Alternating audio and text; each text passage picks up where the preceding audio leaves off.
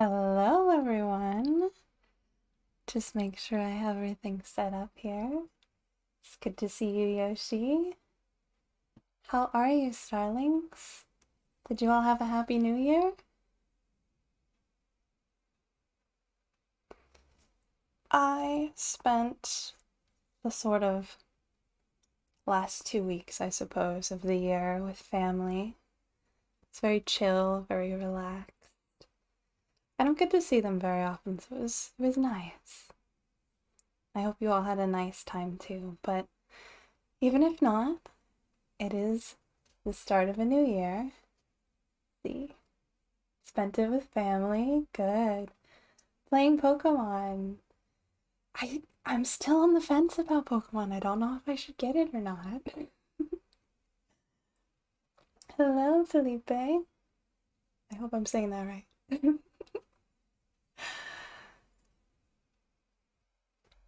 Let's see.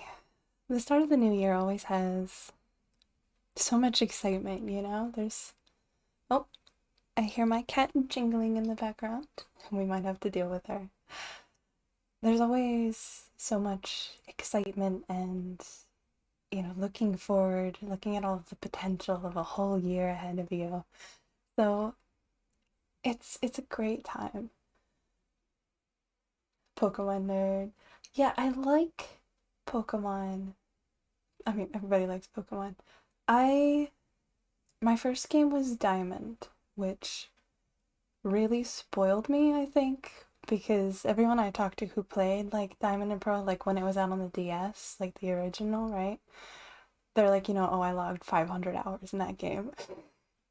And I don't know if it's because we just had so much time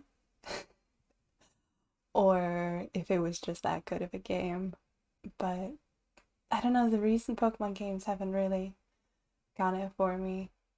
I think, I'm gonna be honest here, I think Yoshi, I made my mom beat Cynthia for me. I remember growing up, my cousin was really into Pokemon and I liked the show. I was always watching the show, but I had never played the game. And then my brother got, I think he got Diamond, and then we were fighting over it. So my mom had to buy him Pearl, and I kept Diamond. What was your starter? And Cruz, what is your starter now in the new one? I was Piplup, of course.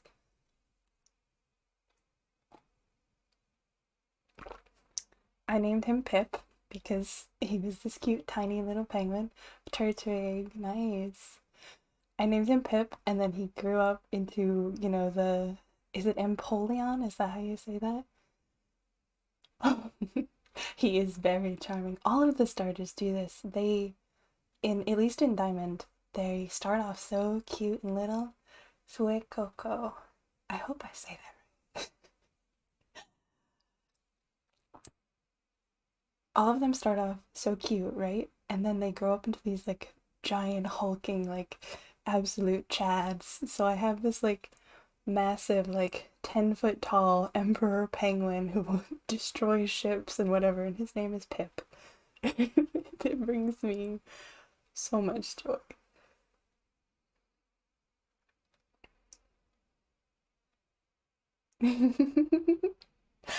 I feel like Diamond Starters all were really good. Yeah,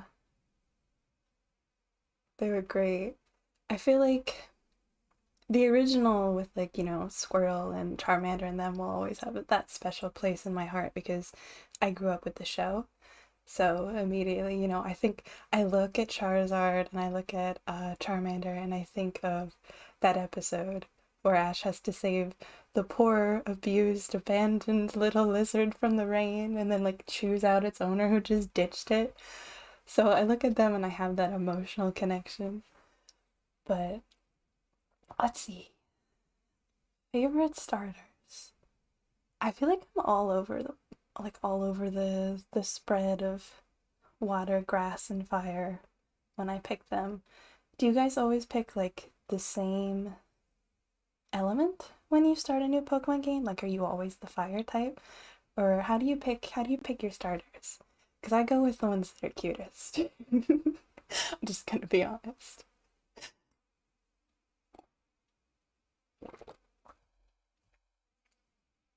I think I was a Charmander, although I do have a stuffed Squirtle somewhere in here. Yeah, there he is. I think he had candy at one point. But I think I was a Charmander gal. Cutest or most charming, absolutely. Well, you have to look at them the whole game and like go for who I like most. Used to go with cutest, but ever since Gen 7 I want to see the final evolution. That's fair, that's fair. 'Cause yeah, I was gonna say you have to look at them the whole game, right? But that is true. The final evolution matters a lot too, because they're only gonna be babies for so long and then they grow up. And like the whole debacle with I'm gonna say something controversial here, but the cat that stands up, you know? It's like, ooh, wait, maybe I didn't want you to evolve.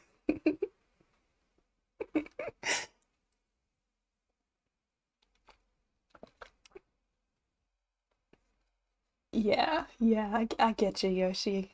That's super valid. Also, hello, Lightning. Good to see you. I hope you had happy holidays as well. A nice new year. My new year was fun. We had friends over, and so we hung out. We played some Mario Kart. It was great. Hmm. Before that, though, I went to my family for the holidays, and we baked so many cookies. Like to the point that I told my mother, like, oh, well, it's gonna be the start of the new year. I'm gonna do this new workout, gonna lose weight, all of the January resolution things, right? And she handed me a tin of like 30 cookies and was like, you have 3 days to eat them. Good luck. So that's where I've been eating way too many cookies and just chilling, really. It's been a nice reset.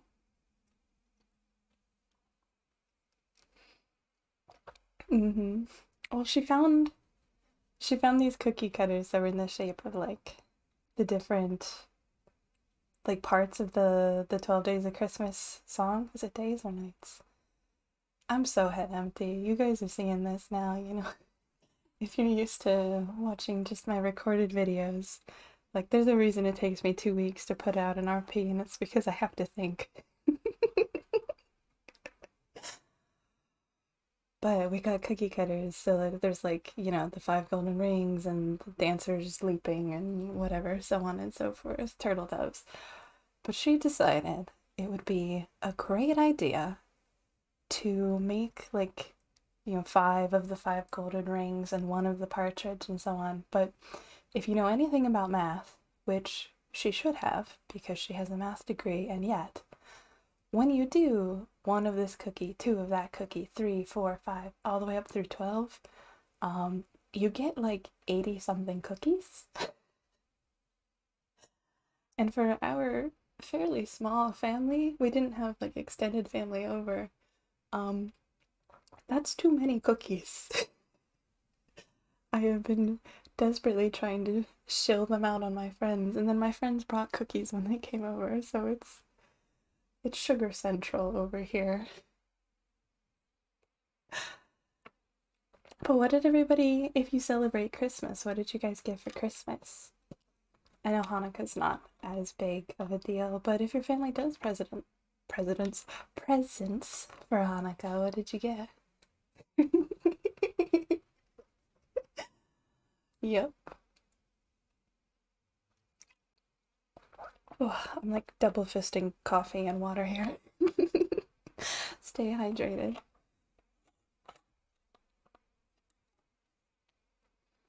My brother gave me Baba Is You for, I guess they made a Switch. I don't think it was originally on Switch. They made like a Switch port of it, I guess. It's a lot of fun. And then I got to the point where I want to scream every time I open the game. So I had to put it down.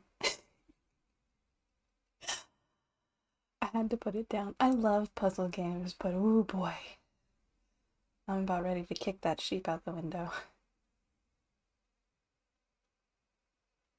Oh no, turning 90% of my presents. You're between a rock and a hard cookie.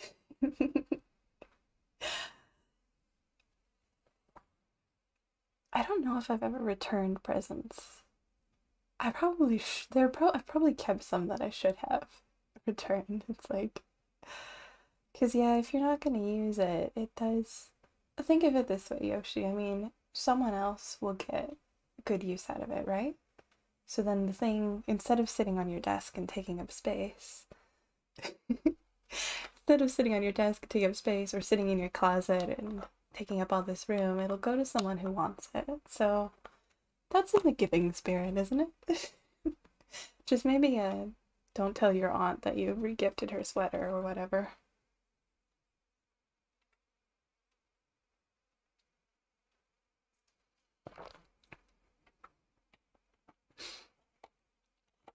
We're all on pins and needles waiting to hear this story.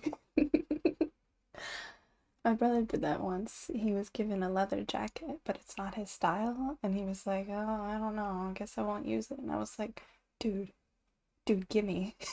If you don't want it, gimme. I'll wear a leather jacket, absolutely.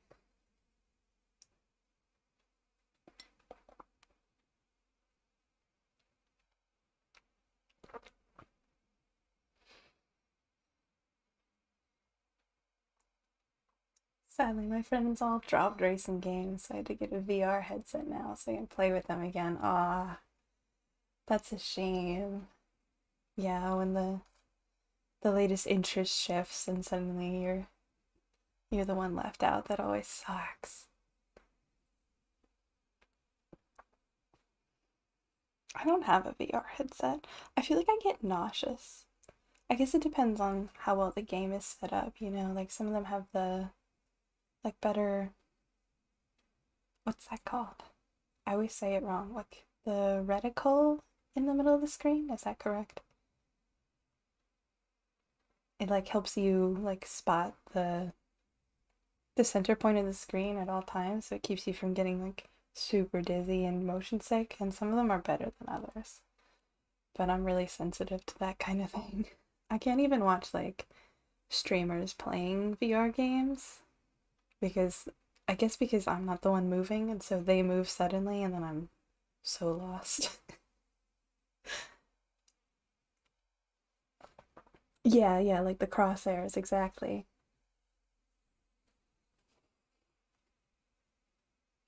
I saw you.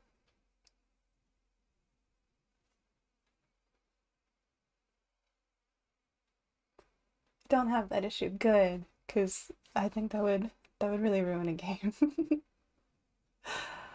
There are a lot of games that look like they would be really interesting to play in VR. I've seen there's Among Us now, which sounds ridiculous.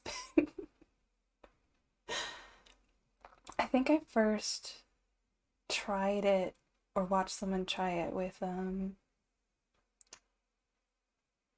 Phasmophobia, I think. She had it set up. Yeah, again, like I can't watch it because I'll get sick, but just the concept is wild to me. I feel like Among Us is one of those games that like you play it obsessively for like 2 months and then you get bored of it and then they update it and then you come back for like another obsessive 2 months, you know? Almost like Animal Crossing. That's how I play Animal Crossing.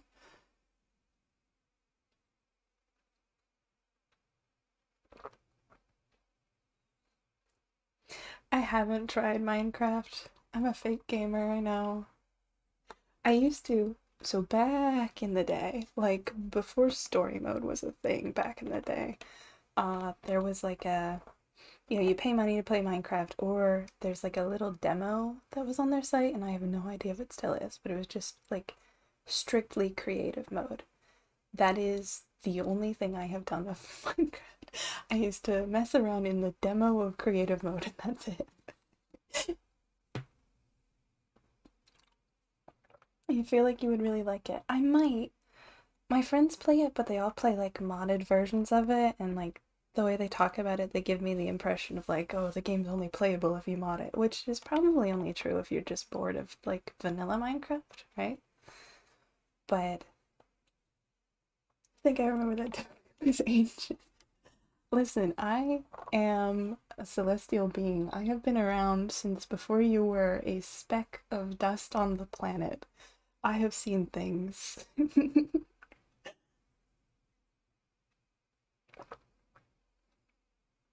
So long as you have friends and a server to play, it's pretty great. So, like, Valorant.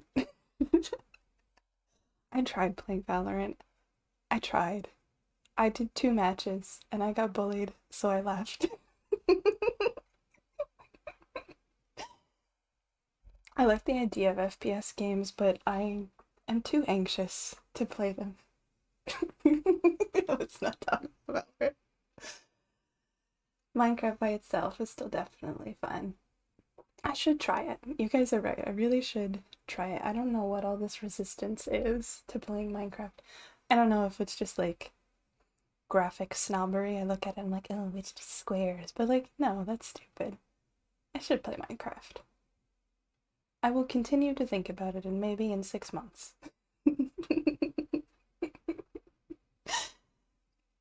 Has anyone gotten Sonic Frontiers, by the way? Just to completely throw the conversation halfway across the world. One of the times I remember playing Minecraft was on my PS3. Wow. I still don't have a PS5. I need one desperately. PlayStation 3, that was... I'm trying to think of like what block of time that was. I feel like that was like Sims 2 or Sims 3. It was like both, right? Haven't gotten it, but we've heard good things about it. So I bought it for someone else and I've watched them play a little bit of it. Excuse me. I've watched them play a little bit of it. The soundtrack, my dudes. First of all, the gameplay looks really fun. Like I watch it and I'm like, damn, I want to play a Sonic game. That's weird. I haven't wanted to play a Sonic game in years, but I watch it and I'm like, maybe I want to play it. Yeah, so they opened it up and I like was only half paying attention and I was like, are you playing The Last of Us? Because the music, the music is not what I was expecting from a Sonic game. Bought Frontiers on launch, but didn't get too far into it. Did you not like it, or did you just not find the time? Haven't seen Sonic Frontiers yet. It's interesting. Messing around in the open world is the best part. Yeah, that looks like a lot of fun. There's like, I don't know if the music probably changes if you get to like different islands, or maybe there's only one island. I don't know, we haven't gone that far in it. But the music, at least in the like starting, is so lonely and it's got this sort of rain piano situation going. I mean, the island is rainy, but the cocoa babies are the best part. Every time you stop and wait like 3 seconds, you're suddenly surrounded by these all like knockoff Koroks. It's delightful.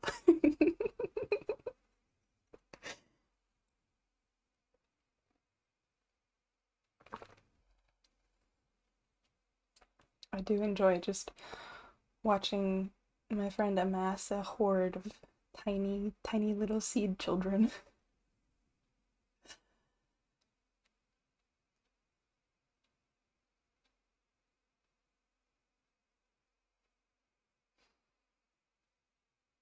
I need to catch up in Genshin among my many video game things.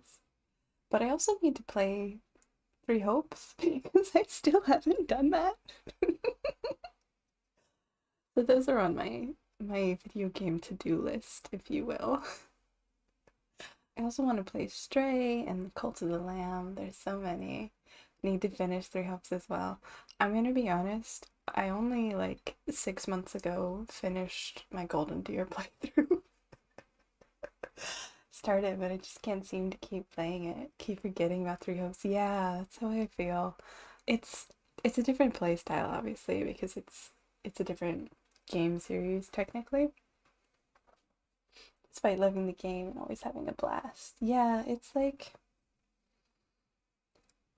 Fire Emblem proper is the kind of game I can play like when I want to just kind of head empty, chill, and exist. You know, you just kind of like move some chess pieces around the board and just, you know? I used to fall asleep to playing like Awakening. So I would play it for hours and hours and hours into the night and then just pass out. So sometimes when I'm playing Fire Emblem, I get sleepy. I have ASMR'd myself. But you cannot do that playing Three Hopes. Three Hopes gives me anxiety. I've only played the demo, but it's a lot more intense than I'm used to. Which isn't a bad thing, definitely.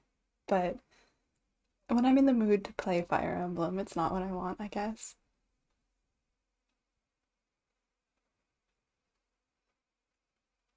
I think maybe I just need to play more than like 2 levels.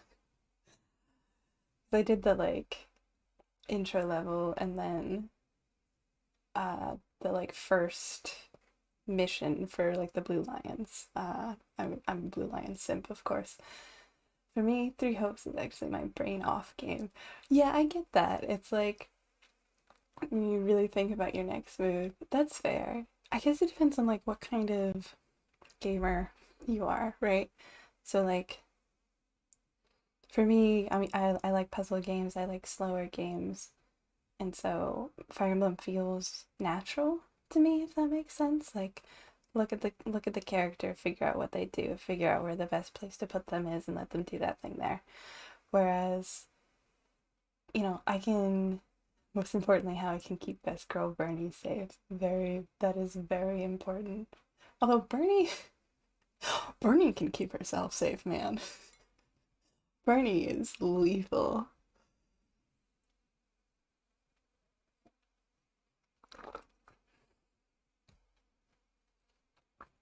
I forgot what I was saying because I was just thinking about how much Bernie decimates the field. Oh man. On my Blue Lions run, when you get to that point, spoiler alert, when you get to that point in Fire Emblem Three Houses with the time skip of Dimitri, like absolutely gone feral, right? I just like I like to play these games like story wise, so I just take him and just have him charge straight ahead, straight forward, and smash whatever's near him. And if it gets him killed, it gets him killed, right? Like I force. They were saying I've seen people say that like that originally was gonna be a feature of the game. You couldn't control him, and so I just play as if I can't control him. I just make that rule for myself. That like he's just going to go to the nearest thing and kill, and I have to deal with it. Because he tears through the field. Oh my god. Felix, though. Felix will wipe out the entire field. I think between Byleth, Felix, and Dimitri, like, I didn't need anyone. Sounds like a fun challenge and absolutely something he would do exactly. I want to maybe get a capture card or like, you know, some kind of setups that way I can stream Fire Emblem and then maybe I'll do another Blue Lions run and we can impose rules like that. I think that would be fun. But speaking of plans and capture cards and streams and gaming and all sorts of stuff like that, I wanted to kind of talk about the different things I've been thinking about for the channel and for videos and streams and stuff like this. I do have a collab possibly in the works. It's very early on, so it could, of course, be cancelled or things could come up, but I am looking to maybe do an RP collab. I'm not going to say much since it's still young, but that's exciting, and I hope we get through with it. One sec.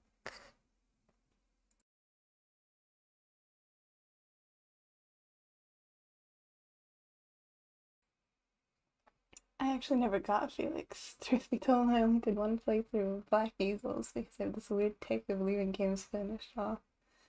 I almost never play alternative routes. That's, I get that though. I have this, my weird take is playing things all the way up to like 2 chapters before they end and then never picking them up again. I like to play games and make decisions on that on the basis of the consequence mattering, if that makes sense. Yeah, I get that. I get that.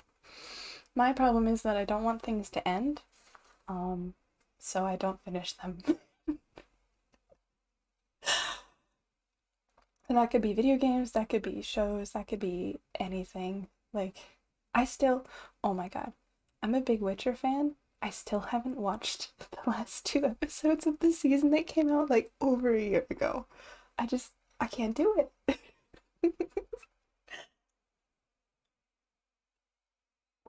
I played Church Route, then accidentally dropped the game near Blue Lion's Endgame. No! Blue Lion's Endgame is so good. Church Route's the one I haven't done yet. I've started it, I'm like 2 chapters into like White Clouds, but I haven't done that one yet. I'm like, everybody says it's the same as Golden Deer, but then someone else was like, what do you mean it's the same as Golden Deer? No, it's not. And so I never actually got like all of the church lore stuff. I really should. I really, really, really should.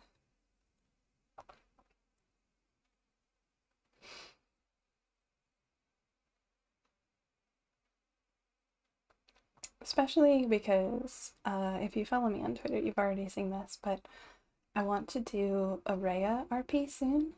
Like, just some kind of like comfort video. I haven't decided when it'll be set in the sort of timeline of the game. I see you, Lightning. Um, yeah, my initial thought is that scene where she's singing to Byleth and like comforting them after um gosh, I can't even remember now what happened. Is it maybe it might be after the Kranya like tries to kill you and gets murdered herself and you get yeeted into the like abyss, right? That might be when it is. You guys know the scene I'm talking about. But one, I can't sing, so we're gonna have to gently skip over that part. But two, yeah, I don't remember all the lore. So I definitely have to research it and look into it and figure all of that out before I sit down to write that script. But hopefully you guys will like it anyway. I can never decide how I feel about Rhea. And I mean, different routes would make you feel different ways about her. The church lore being rather complicated. I like that they gave us lore and then they were like, okay, this is what people think is true. And then you have to play the game to figure out what's actually true. Like, I like the storytelling that does. But you're right that it makes it very hard to remember. Okay, wait, hold on. Which part was the lie? Oop. Sorry, I bumped you for a second there. Hopefully that wasn't too loud. My setup is still a little cobbled together at the moment. We're getting there, bit by bit. I'm always a big proponent of learning as you do rather than trying to learn everything and then do the thing, because then you'll never do the thing. But it does mean we have scuffs now and then. I'm sure you guys don't mind too much, though. I definitely want to put more emphasis on doing RPs.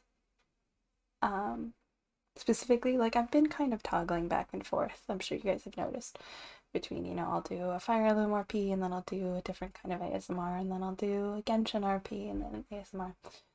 And I feel like what's happening is RPs take me probably about 2 weeks to script and write.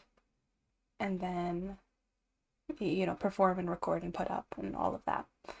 And so then I try to get a different video out in the off week to give you guys something to have. But I overestimate how much I can do in a week while also working on the RP video. And so things get delayed constantly and aren't coming out the way I want them to. So I think what I want to do is, instead of working like that, is to do an RP week and a stream week, and an RP week and a stream week, because streams are a lot easier to just sort of sit down one day, one and done it, and then I have more time to work on the RPs. I hate theory so much, like, don't tell me what to do, show me so I can understand what you do. Yeah, exactly. I'm glad you like the idea. I read something, or I was told something, that the younger generations today were all raised like with, like you had like Leapfrog and like interactive games to teach us how to learn like simple concepts. Like, do you guys remember like going to the computer lab in like third grade, like stuff like that? But because of the way that games are set up, it's very much fuck around and find out, right? It's very much try something. If it doesn't work, then, Dora goes, oh no, try again. And then you try again and then you learn. So we're conditioned, you all are conditioned to learn through trial and error, which means that then when you get into middle school and high school where they're trying to do it the way they used to, and you're not allowed to have fun anymore, where they just stand up there and spout instructions at you and then they tell you to go off. Like, the reason that doesn't work is because we were wired to mess around and figure it out. I definitely feel that myself. Like, just like you said, Yoshi, like, I want to just show me it and then let me try it. And then if I mess it up, I'll sit there and I'll figure out why I messed it up, and then I'll do it better the next time, I'm much better at following your example than listening to what you're telling me what to do.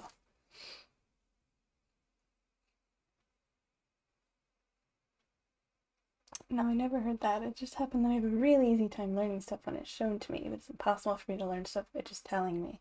Yeah, I feel that. Definitely.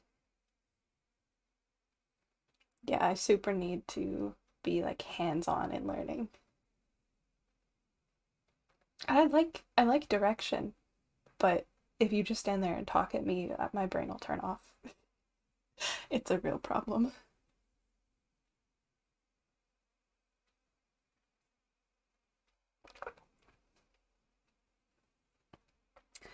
The one problem with streaming every other week is that a lot of people, you know, these days a lot of people want each channel to be one thing.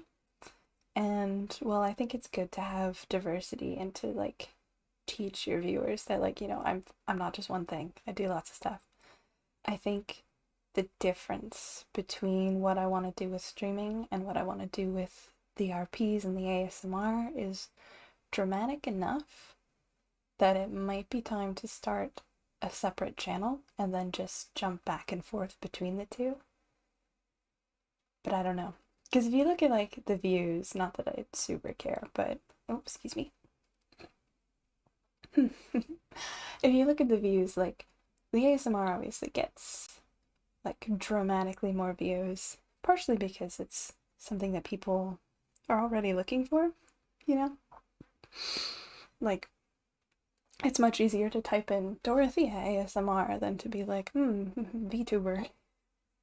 Like, it'll be easier to see me that way. But a lot of people who are subscribed here came here for the ASMR, and now all of a sudden I'm throwing video games at them. And they're like, well, maybe I liked video games, but I didn't want to watch someone play video games.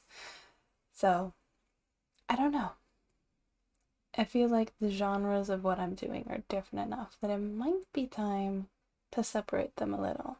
But what do you guys think? Is that too much of a hassle to follow a creator when they have multiple channels? Because that's the downside, isn't it?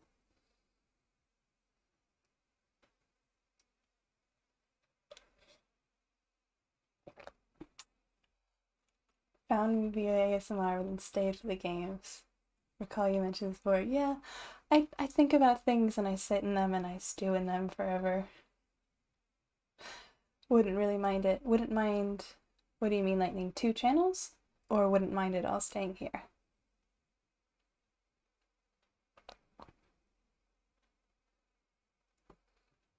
Part of the thing is that the ASMR I do, the RPs, are video game characters, so that gives me a little bit of a leg up. Bit annoying to keep track of multiple channels. It's also a lot more work.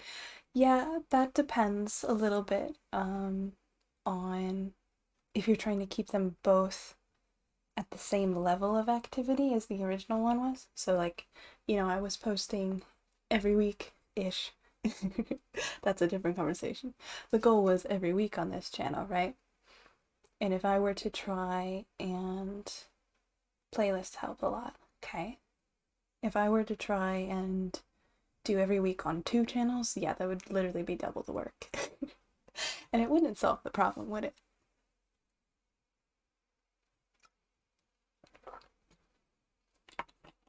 The most work that having 2 channels would be if I did, first week here, second week there, back and forth, would be monitoring like comments and then having to deal with YouTube's like, you need this many numbers in order to do this thing kind of rules. Something I learned right before I started streaming was that once you're set up and you have permissions to stream and stuff, YouTube will make you wait a time period after you first click go live before you can actually go live. So I went in and I was like, I'm gonna stream today. And I opened up the stream panel and it was like, okay, you're allowed to stream in 24 hours. And I was like, ooh, well, that's not gonna work. So there's things like that you have to manage. But now I can just go live whenever I want to, which is dangerous. I can harass you all whenever I feel like.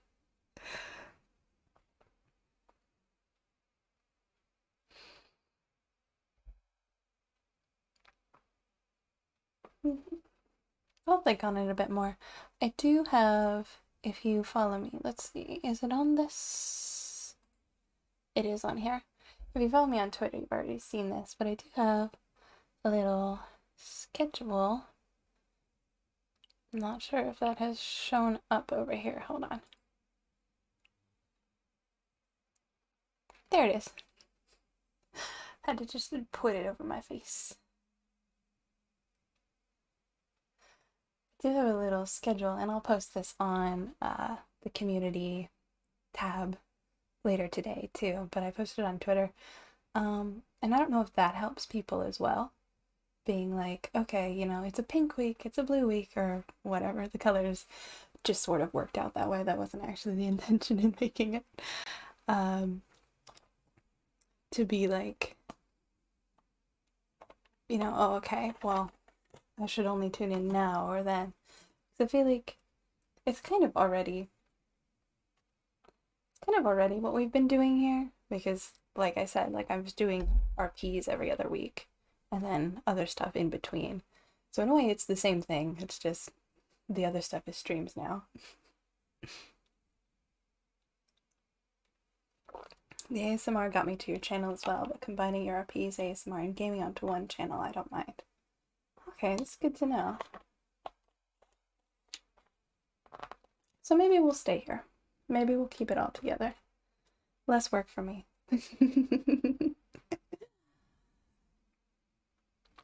I might make the streams a little bit louder just for the sake of my voice and for the sake of my mic setup. But I'll figure out a way to make it very clear, like, this is for sleeping and this is for just hanging out, being buds. I am still slaving away over that tarot video, you guys. I want to scream. That'll be the last, like, not RP video for a while, for sure. What happened was I put a candle in the video because every tarot video you ever see online has a candle, and I like candles. Unfortunately, I did not realize my camera would freak out about the lighting. And so every like 4 seconds there's a flash of light as the exposure changes dramatically. And so I would say go for it, but that would go against the channel motto, wouldn't it? Is the channel motto not doing what I'm told? Because that's accurate.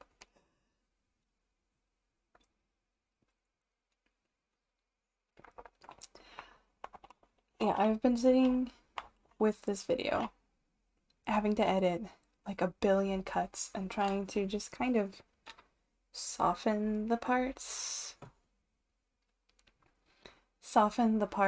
that have the flash, which means that there's a bunch of parts that have a weird filter over them, and I'm getting frustrated with it, but I can't think of a better solution. So that's a if the gods take mercy on me video. But after that, it will be the Rhea RP, and then the next RP after that will be Genshin. Possibly Venti if I can do a voice that isn't irritating. I love Venti very much. However, I think people will find my voice irritating, so I have to figure it out. Also, as already stated, I can't sing, so there's that.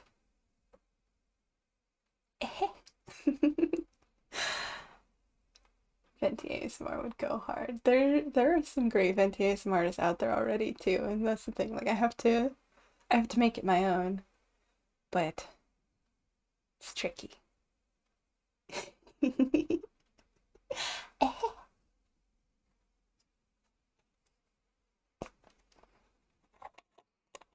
You will note that that first stream of February also is going to be on a Thursday. Normally, my plan is Thursdays are ASMR, Wednesdays are streams, because of the way that my schedule sort of works out. I have more time in around this time block for being able to sit down and do like a 2.5 hour sort of stream. But the first Wednesday of February, I am busy, so we're gonna have to arrange some schedule things there. Whoops. Admittedly, as a non-Genshin player, I don't know the characters that well, but I'm sure you do a great job. All you need to know is that Venti is he's just a little guy. He is a goblin little guy. And he's one of those characters of indeterminate youth who has he, him pronouns but is voiced by a woman, which makes me more comfortable to try to do his voice. But let's see, can I put this away now? Or do I need to...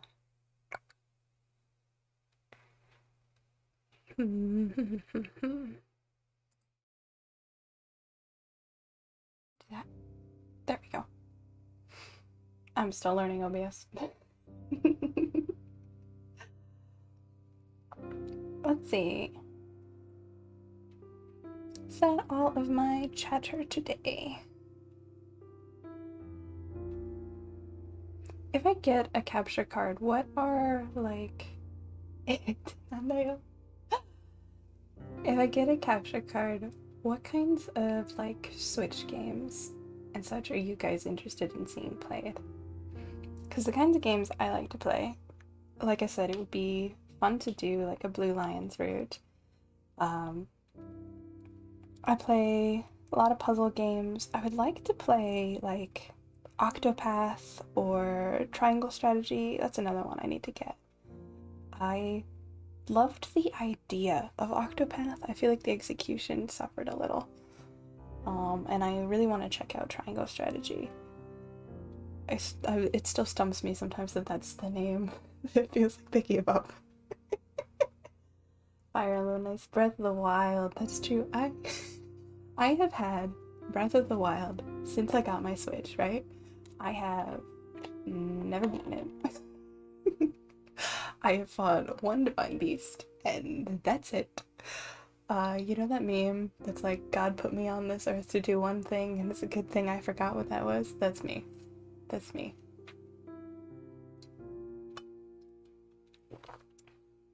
I feel the same way when it comes to Octopath. I also didn't beat Octopath. Last I remember in Breath of the Wild, I was trying to figure out where the big Korok guy was gonna be next. And do you have any idea how hard that is when it has been 2 years since you played the game? I don't remember where I saw him last. How am I supposed to know where I'll see him next? All I remember really is being so excited when I figured out that I could ride a deer, and then that's all I did for like 3 days. I have done very little progress in that game. I would stream Genshin, but it makes my computer go boom already, and it just isn't gonna happen with the current setup. Breath of the Wild would be a fun sort of alternative to that, though. I do like open world games. There's also, of course, you know, the cozy classics, Stardew, Animal Crossing. I have both of those. If I can figure out games that my computer will play nice with, I am happy to play those. Here I was beating Lionels up over and over again. I found one and I was like, ooh, I can take this guy. And then I was like, oh no, oh, I can't take this guy. There's the one, I've only beaten the Divine Beast with the fish people. I'm so sorry, Breath of the Wild was my first Zelda game. What are they called? Are they the Zoras? Zoro means fox, so it always confuses me. I think they're the Zoras. Yeah. Okay. Thank you. There's a quest where you have to like go get a special something that the Lionel is guarding up at the top of the waterfall, and I thought you had to kill him in order to get the thing, but it turns out you can just like scoot around him, take it, and like beat yourself out of there. I spent so long just getting my butt kicked for hours and getting so frustrated. It was the worst.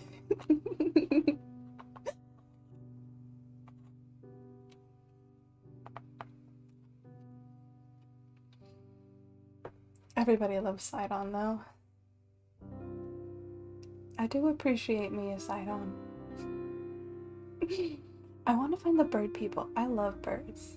I love birds very much, and I have not gotten anywhere near the bird people. I didn't even get to see the hot desert ladies. Fuck around and find out. Yeah, exactly. Determined to kill that Lionel, and after lots of food and broken weapons, I finally did it. Yeah, I feel that. I'm a baby with video games, so I hate when there are like weapon durability mechanics and you can break your weapon. It's so frustrating for me. Some of the Fire Emblems are like that, and I hate it. I was so glad when that wasn't as much of a big deal in Three Houses, because you can fix them really easily.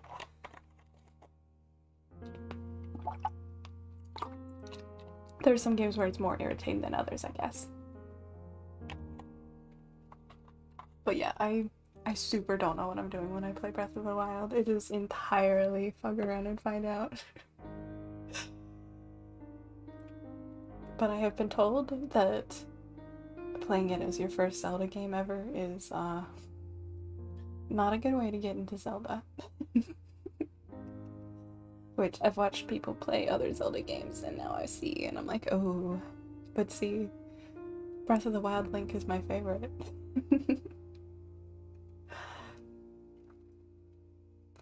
The problem is now that I play Breath of the Wild, I can't go back. Yeah.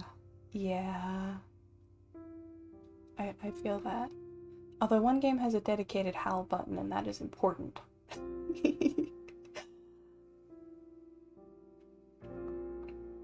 Same, yeah. I felt that way. My first Fire Emblem game was Conquest, which is unfortunate because it meant that playing Awakening sucked. I didn't even beat Birthright because Conquest is better. Breath of the Wild is still the only one I've finished. That's interesting to me because it feels like, and maybe it's just the way I play open world games, it feels like Breath of the Wild is impossible. It's just so big and there's so many things to do. And then you meet guys like, one of the first people I met was like, here's a quest for you. You have to go to the final boss zone to get the things for me. And I was like, dude, I'm not gonna remember. I'm not gonna be at the final boss zone for another 3 years. And there's so many side quests like that, and it gets overwhelming for me.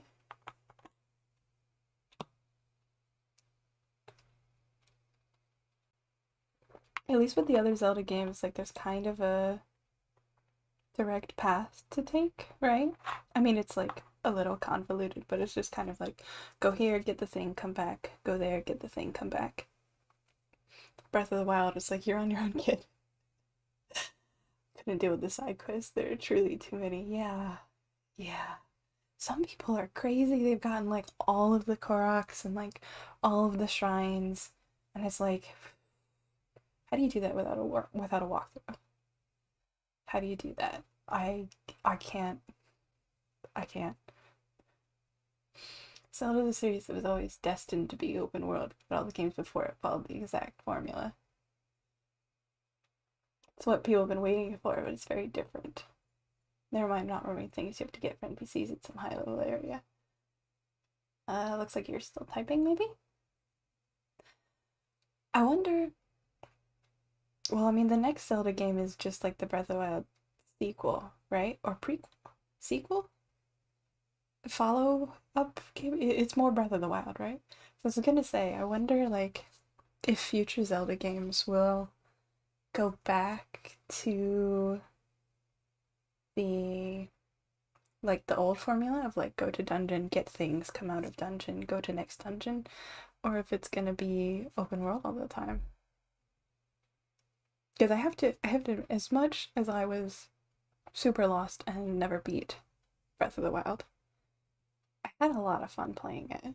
I think it was, I think they were right to make that the launch title with the Switch, right? Now I'm getting Genshin PTSD. Genshin used to be more manageable, I feel like. Lately, they they released the new Archon Quest, which I haven't beaten. Please don't spoil Sumeru for me.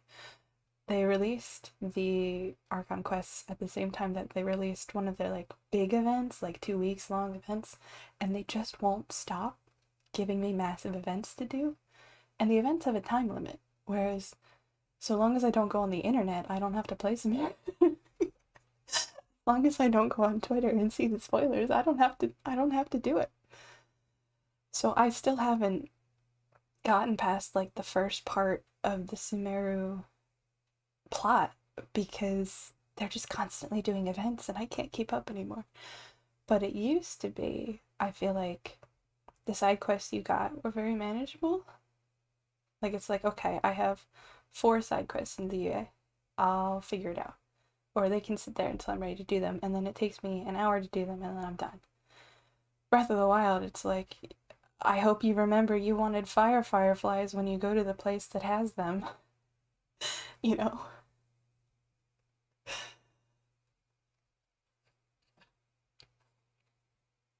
I guess it's like, Genshin side quests are quests. Breath of the Wild side quests are, do something.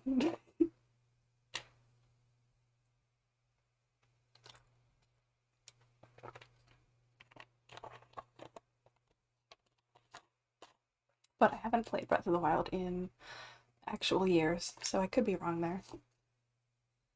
No worries, less Archon I didn't game was Inazuma. Oh man, that's fair. And there are so many story quests I need to do. Yeah. Have you played Genshin since then, or did you just stop altogether? The true way to beat Breath of the Wild is to fight Ganon in your underwear with a tree branch. You know, maybe that'll be how I inaugurate a capture card. I'll just run a feral naked boy off into the death castle. Got past Inazuma, then started a bunch of events and story quests. The grind does not end. Yeah. Yeah, I feel you. Especially leveling characters up. Oh my god. I enjoy Genshin. I enjoy Genshin a lot. Leveling characters up is torture. It sucks. I hate it. Why do I have to fight the freaking animal hypostasis 19 times in order to make Venti shoot better, right?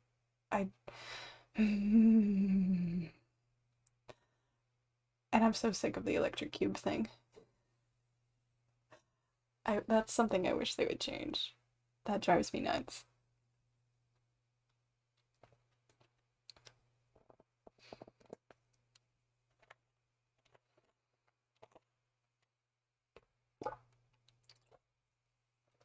Water, water, water. Everybody stay hydrated.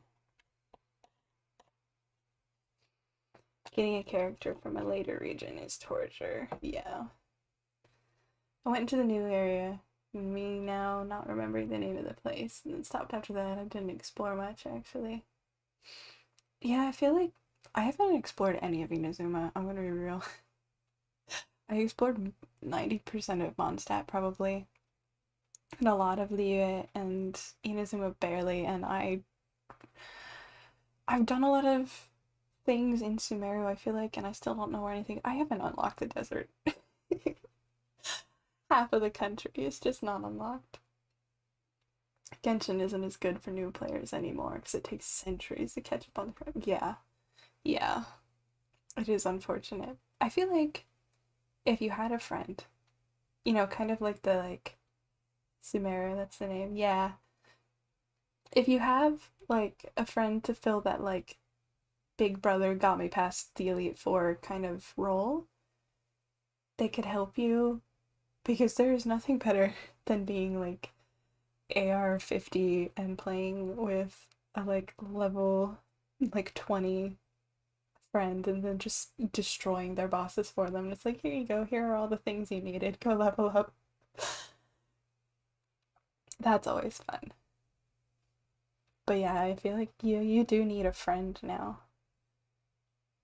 I have a friend who joined Genshin like months after I was already playing, and like this person played like I don't know, like 15 hours a day or something crazy. Like they were constantly grinding. Like they didn't have anything else to do, so it was just Genshin. And it took them weeks to be able to get to co-op. So yeah, it's fun. It's it's a really cool game and it's big for a reason, but it's hard to get into now, which is a shame. Because I wish I could drag more people into it. But also, I have to respect why they don't want to get into it.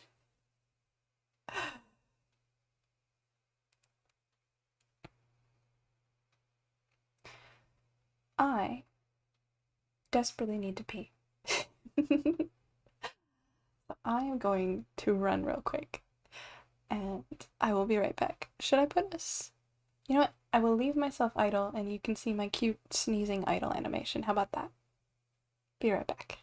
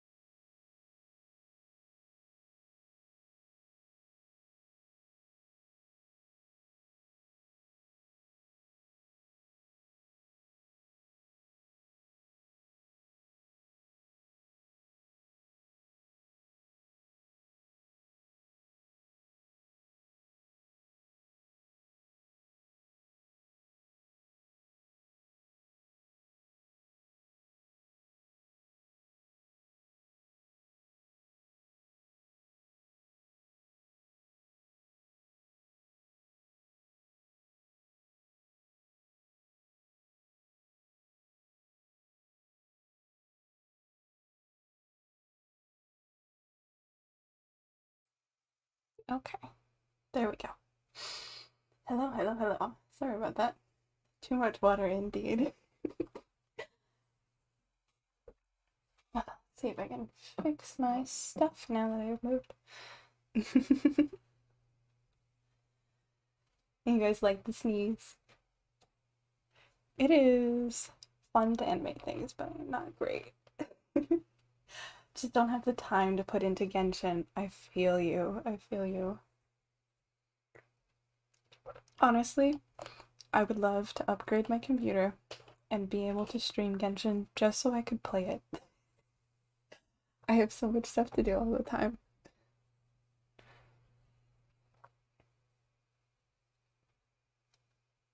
Ugh. Big stretch. Let's see. I think if I could get my computer to cooperate, I would like to play like some of the like indie RPG Maker games, you know? I think that they might be a lighter load on my PC.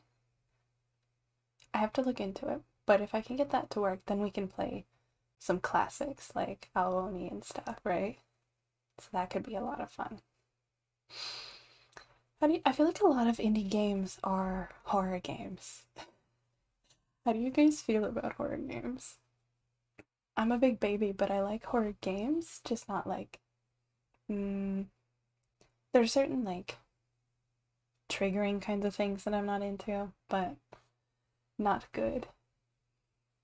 Not good, not about horror games. That's fair. That's fair. I like what do I like? I think when I think of horror games, I think of like Slender Man. Which I haven't thought about in a long time. I like RPG Maker games though. Like the idea of horror games, but I don't think I could actually handle them too well. Yeah, I don't think I could play. I saw someone say years ago, back when everyone was playing like Amnesia, someone said that the water levels of horror games are the worst, where you can hear the monsters moving around in the water, or every step you take, there's a whole bunch of water. For some distant from my friends, so horror games, nah. Yeah. Horror games, I'll look at the one Five Nights at Freddy's. That's fair. I've played two of them. I don't think I've played anything that came out past the second one. I don't remember how many there are. There's a bunch, aren't there? I know Vox Alchema just played like all of them in one sitting or something. It only took him like 6 hours or something. I haven't watched that one. I'm afraid of water enough. I don't need them in horror game on top of that. Yeah, that's fair. Is it like fear of the ocean? Like do you have the fear of the like the stuff in the water, or is it like specifically like a water-based fear, like drowning or something?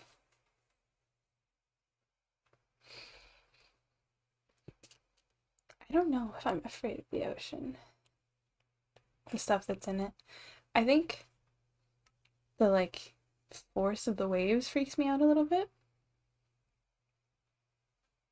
I feel like I'm just gonna get like swept out. Like I don't think I could go like surfing or anything, you know?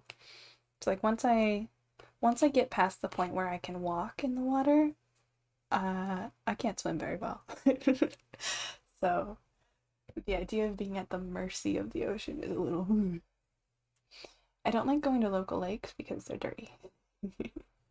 But if I could go to like a still body of water that wasn't gross, I would enjoy myself. But yeah, the ocean is not it.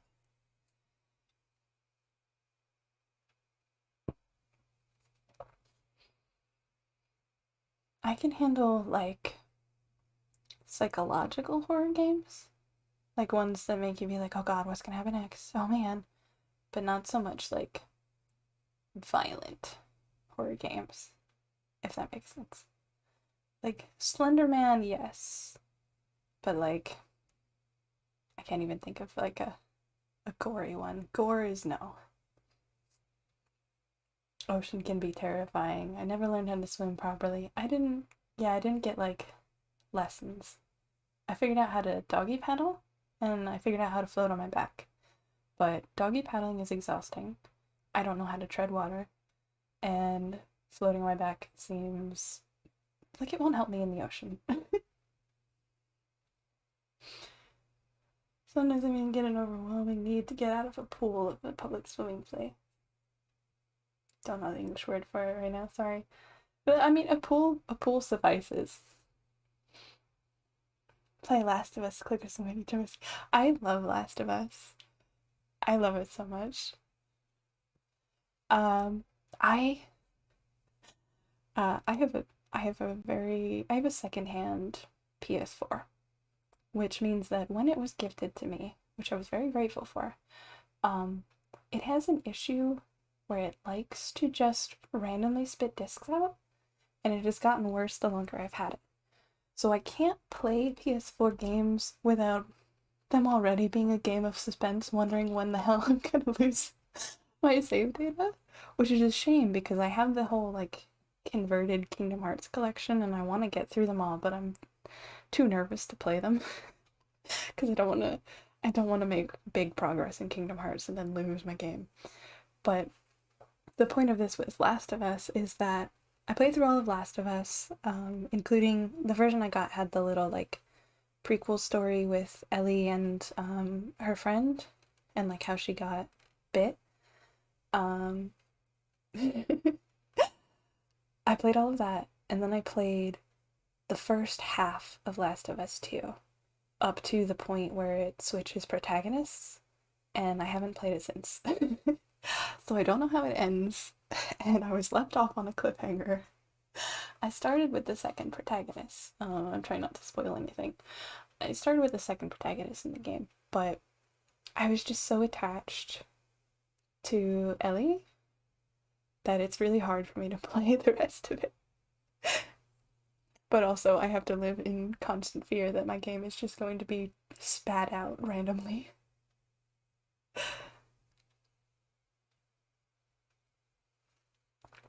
Does anyone else have this issue with The Last of Us games where the sound is all over the place, like in volume?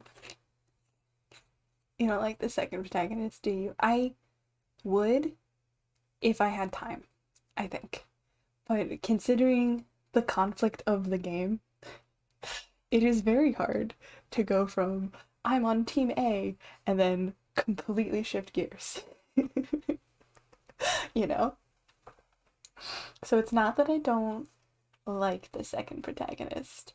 It's that I have been pitted against them and need time to change that, you know? But when I play those games, it's like the talking is so quiet and like the atmospheric sounds are quiet because they should be. But then you step on like an explosive or you shoot at a zombie or something and it's so loud. Like your neighbors could hear it, you know? And I don't know if it's my settings. I've tried so many times. I have this problem with both games, and I don't know if it was my TV or my sound settings or what. But like we started calling it loud game. I would have to warn my roommate at the time, like, oh, I'm gonna go play loud game because I can't control when it's going to be so loud. Makes sense just me. What if when you get the chance, it's pretty good adventure. And the noises. I do want to finish that game, for sure. It's just, at this point, I'm almost like, should I wait until I get a PS5? But if I do that, I'm gonna have to play the whole thing all over again, aren't I? This is my problem with Kingdom Hearts. I've been playing Kingdom Hearts since, like, a little bit before Dream Drop Distance came out. And so I got right before, well, as 3 released, they put out a, like, PlayStation version with all of the games up to that point, like, put into one disc, or 2 discs, actually. And some of it, like, 300 whatever over 2 days is just the cutscenes and, like, a summary. binging the Dream Drop demo over and over. Dream Drop was good. I That's another one I didn't beat because I can't bring myself to finish. Actually, what it is I got stuck. There's a level based off of like Fantasia, I think, and the boss is hell. And I got stuck. I think I was Riku, and I refused to give Riku any new Keyblades because I want him to have the way to dawn. And so I was stuck because I couldn't win. I think that's what happened, but it's been years, so I can't quite remember. And my poor 3DS. My poor 3DS only works when the top screen is at like a 75-degree angle and no other angle, or it'll just shut off. It's well loved, we'll say. I feel like Dream Drop Distance did 3D so well. Like, the 3DS was an interesting gimmick, and a lot of games tried it, but it didn't work. That's ancient. They A lot of games tried it and it just didn't work, but something about the way you like swing around poles and stuff in Dream Drop Distance made the 3D like actually effective. And so that was the only game I had on the 3DS that I would actually play with the 3D on.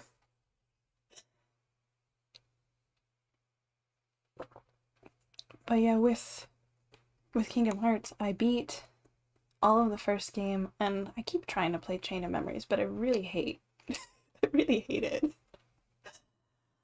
But I beat those on my family's PlayStation, and then I moved, and so then I had a new PlayStation, and I had to either restart or just start over, and so I decided not to play Chain of Memories, and I went through all of 2, and I started, what's the PSP one called? Birth by Sleep. I never turned on the 3D on my 3DS because 3D hurts my eyes so much. Yeah, that's fair. And part of that is that some of the 3Ds on 3DS were bad. But if 3D in general hurts your eyes, yeah, that is fair. I think there's a reason they didn't bring it back, but it was a fun endeavor. Same goes for movies. 90% of mainstream movies, and every time someone asks me what movies I've seen, I have to say no to almost all of them. They're always shocked. Yeah, whenever I think of 3D movies, I think of something so old that I'm not even sure you guys will remember it. I'm not sure what the age range is in here. So the Rugrats movie. I think it was the sequel, the second movie. Possibly Rugrats in Paris. Is that the second one? I say second. I don't even know if the first one I saw was the first. There was a Rugrats movie. There was a Rugrats movie that was not the first one that came out, and like Burger King, at least in the US, I think it was Burger King. It might have been McDonald's. It was a fast food place. Was putting out these like scratch and sniff stickers to support. Yeah, that's ancient. Scratch and sniff stickers to support the movie, right? Because they team up and they do this whole marketing thing. So the scratch and sniff sticker, like it was a page of scratch and sniff boxes, and they had like timestamps on them or something.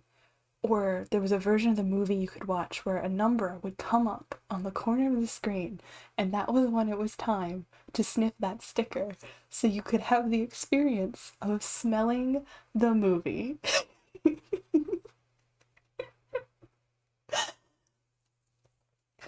So, like, one of the babies was like playing with pickles, and so there was a pickle sticker, and so the little number would come up in the corner of the screen. It'd be like, it's time for number 2, and then you would scratch it, and you would smell pickles while the kids are playing with pickles on the screen. We didn't have it over in Germany. It is possible. I think I might have seen the movie before that one. There was a different one that came before that. I might have seen that in Spain. I'm not sure. Oh no. Yeah, some of the stickers, I think one of them was like feet. Like it was like very like I don't think it was the 90s. I think this was early 2000s, but it was very like, like back when Nickelodeon was all about like slime and like ew, gross kind of stuff. I have the vaguest memory of this. I also remember. Yeah. I also remember when the Shrek movies came out. I think it was for Shrek 2. There was one brand of popcorn, and I don't know if this was a thing in Germany either. There was one brand of popcorn that came out with food coloring, so you could have green popcorn while you were watching Shrek. And I had these toy tigers. For a while, my favorite animal was tiger, and they were white tigers. And I was playing with them in the popcorn like an absolute gremlin, but it dyed them green. So then I had little Shrek tigers. Sadly, we didn't have that, but it sounded great. It is you probably didn't have it because I think the like food regulations in Europe are a lot better.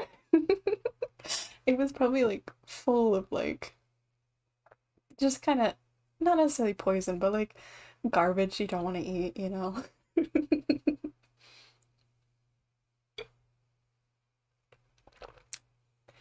Yeah, they're super strict over here. I heard that there's like, especially for like food coloring, you had to, it has to be like more like plant derived in Europe.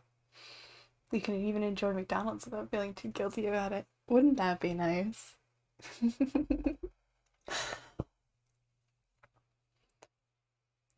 Yeah, I think there are rules about like food coloring that have to be like it shouldn't be like chemicals, it should be like plant derived or something like that. And so that could very well be why you didn't get Shrek popcorn. I'm so sorry. But hey, you can make your own Shrek popcorn, right? Next time you're watching Shrek, as you do every week, right? Um, on your weekly Shrek watch, get some food coloring from the pantry and just, dribble some green food coloring into your popcorn before you mix it up.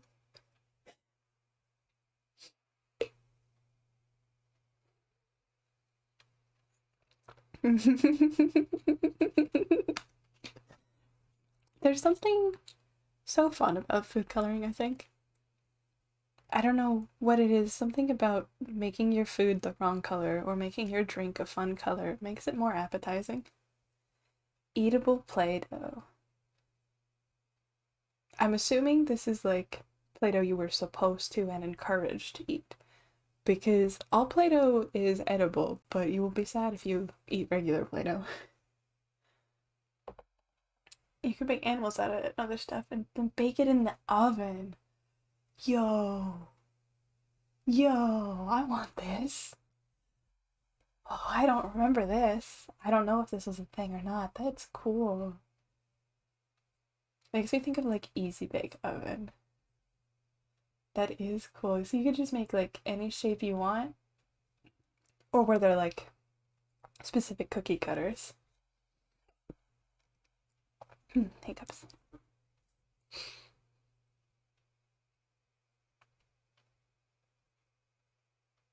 I don't remember if Easy Bake had like cookie cutters. I know that we would make like cupcakes. Anything you could make was good. That's so cool. I wish I had that. I want that now. Just a gamble with it. That's true. If you just take like a fist-sized blob of edible Play-Doh and just plunk it down, yeah, that's not gonna. You gotta hope it bakes through. That's cool though. That's so fun. What other cool things did we have as kids? Trying to think. Funnily enough, it was a fistful plump. It did. Did it bake all the way through? Because I still have that problem today. I go to make cookies or something. Not that I'm making any cookies right now. Jesus. I go to make cookies or something, and if I make them too thick, then They don't cook all the way, and then it burns on the outside, and it's still mushed inside, and it's the worst. Maybe I'm just bad at baking. Is it me? I'm the problem. It's me.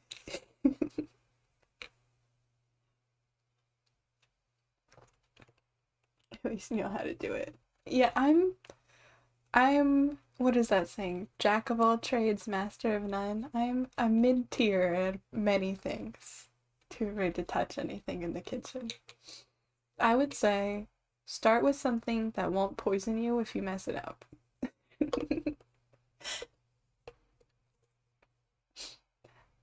Like, don't start with chicken because if you didn't know, eating raw chicken is bad for you. I feel like I shouldn't have to say this, but apparently some people don't know that. So, raw chicken, bad. There's no such thing as rare chicken. Don't do that. Knock it off. But yeah, like if you, yeah, pasta's great because if you mess it up, it's either crunchy or squishy, but you don't die. Masterful at barbecues. All right, that's a skill I don't have. So there you go. Honestly, I think I'm more afraid to touch a barbecue.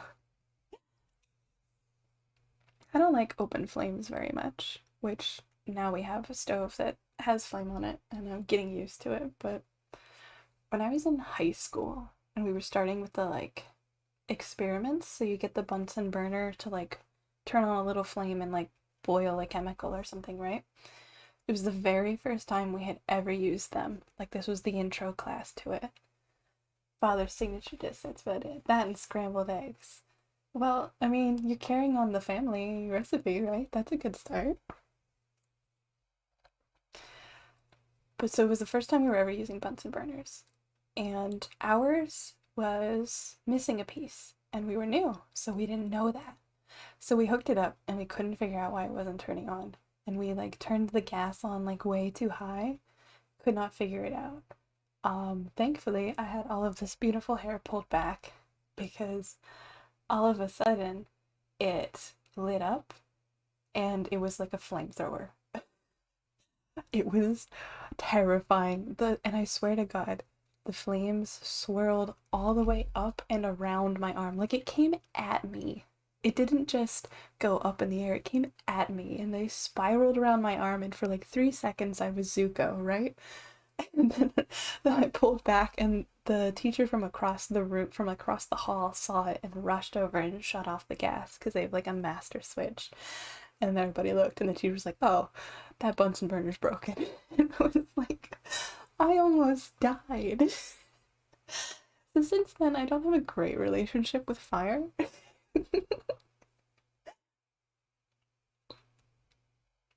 I can do candles, but like having to handle something over flames makes me anxious. Last year we had a school event where we did some activities with Ukrainian refugees, tearing on social barrier, and I remember they let me take over the grill and everyone turned out to like it. Oh, that's great. That's awesome. So now do all your classmates like did everybody look at you like, oh, well, you know, next time we need a steak or a hamburger, like it's Yoshi, let's go to Yoshi.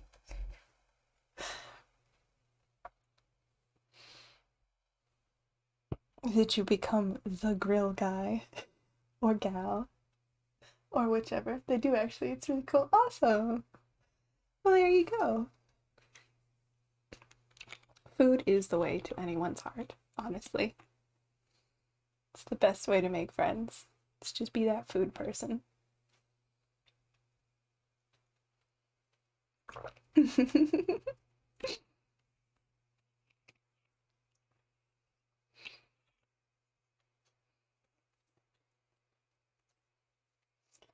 Feels extra nice when my crush smiles at me whilst the others talk about stuff like that. Aww, it's cute. Well, my terrible advice then is to cut a steak into the shape of a heart, grill it, and deliver it to your crush. Now, only you know if this will work or not, but hey.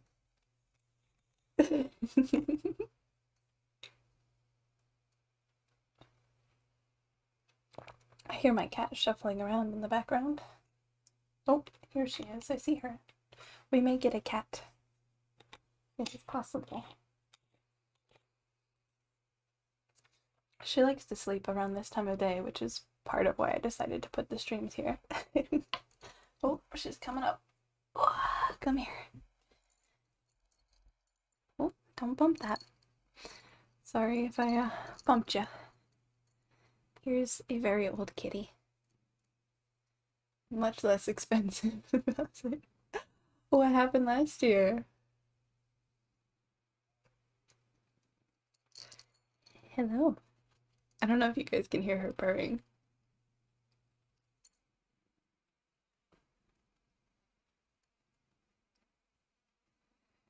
Oop. There is not a lot of room for you here, kitty kitty. Surrounded by lights and microphone, and she just wants to be involved. Hopefully she doesn't step on my computer and set off all kinds of things.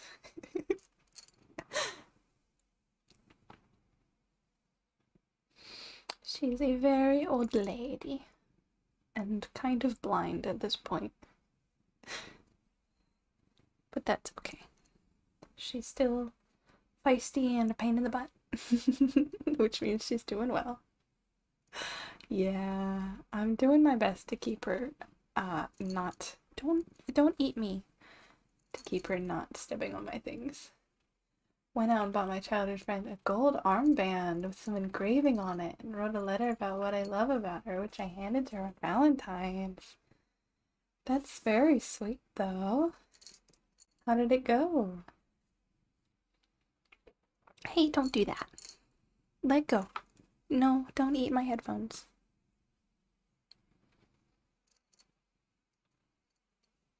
Trying to think if I've done anything big for Valentine's. Someone important to me, actually two people important to me, were born on Valentine's, so oftentimes it's not a romantic holiday for me.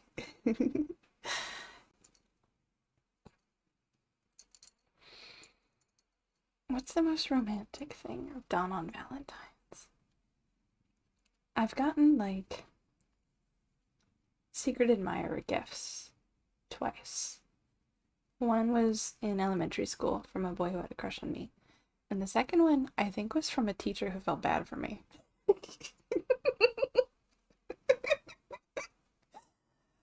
I never proved it, though. It just seemed a little consolation prize-y, you know?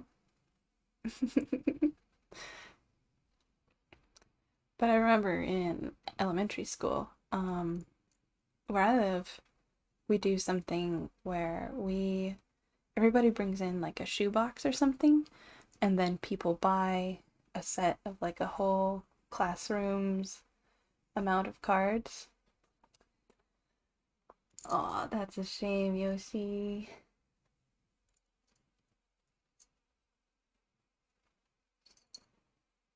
At least she was nice about it, though. I mean, after the avoiding.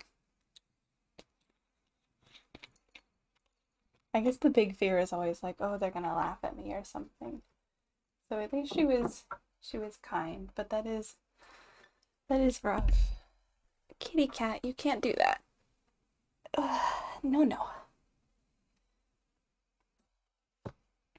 I remember in elementary school sitting there, and so yeah, you buy like a classroom's worth of cards, like they're little cards, they're like the size of your hand. Hello, yes, like the palm of your hand. Um, Still in contact luckily, but yeah.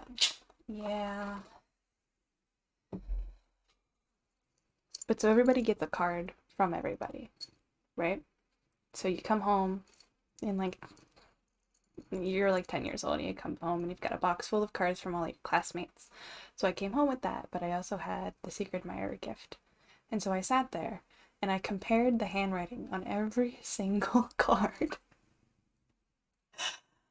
trying to figure out which kid had written my name on the secret admirer bag. And I finally narrowed it down based on the shape of one letter.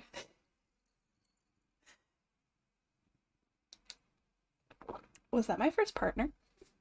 I think they were my first partner. It didn't end well. Still in contact, luckily, but that was one of a good punch.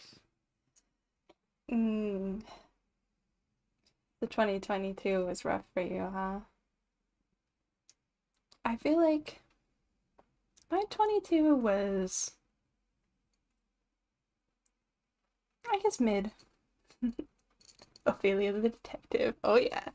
Oh yeah. I read too much like Lemony Snicket as a kid, and I was ready to solve any mystery.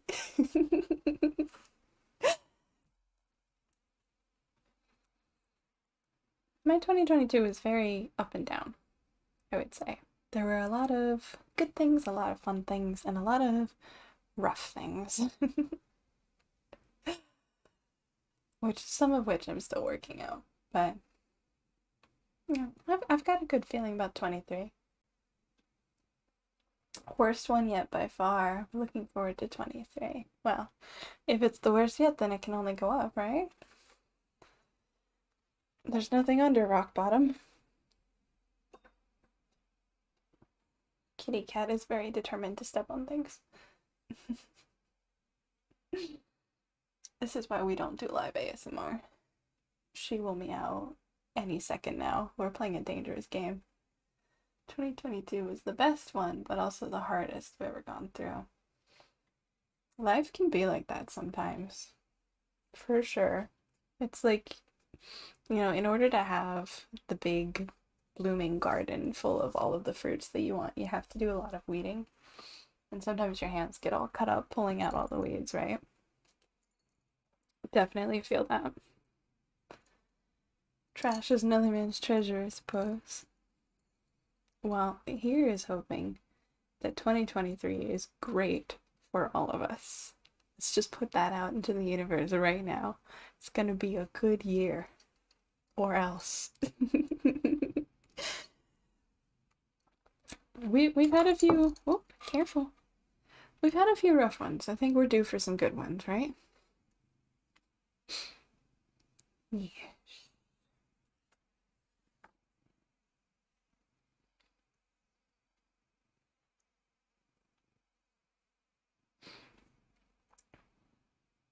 Definitely time for some good ones. Absolutely.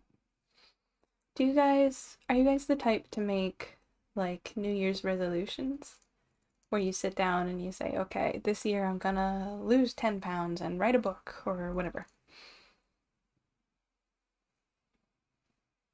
Or do you just kind of walk into the new year and you're like, whatever happens, happens?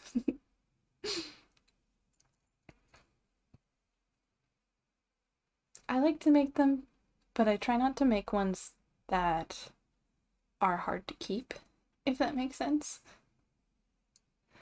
This year, set the goal of just being happier in general. That's a good one. That's a good one. I have one that's like, I like to set like three, but they're, like I said, they're not things like lose 15 pounds specifically or work out every single day. Like, I can't do that. So I've got one that's like, eat healthier because Lord knows we all need it, right? But one of mine is to make more time for things that I enjoy, things that are fun, right? Because, you don't know how much time you've got. And so to be like, oh, I'll play that game later. I'll do that thing that sounds like fun later when I have time. You're always going to have things to do. So you're never gonna have time unless you make time. You have to make time for things. And it doesn't matter if that's work or fun or whatever. You have to sit down and look at your life and look at your schedule and be like, okay, this time block right here, that's where I'm gonna do that thing. Oh, excuse me. Normally I try to mute before I burp. But a certain kitty is in the way. Got one resolution, actually two. What you planning?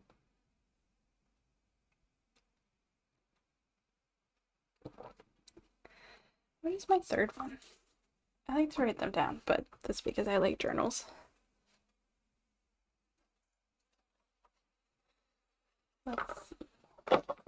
Oh gosh, let's just make a mess. Yeah, I want to be healthier. Oh, my other one's a work thing. That's why. I want to be healthier. I want to be happier. Which I think is a fair goal. We always want to have a better life, right? Let me let the kitty out of the room. Go on now.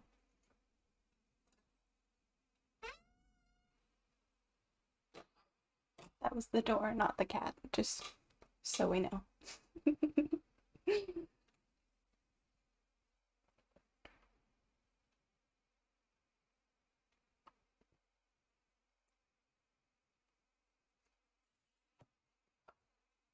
You guys still have music playing, don't you? Or did it not start? That's a good question. Did I set it to start when we opened?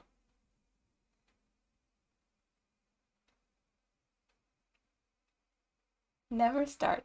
Awesome. I see. How about that? You live, you learn.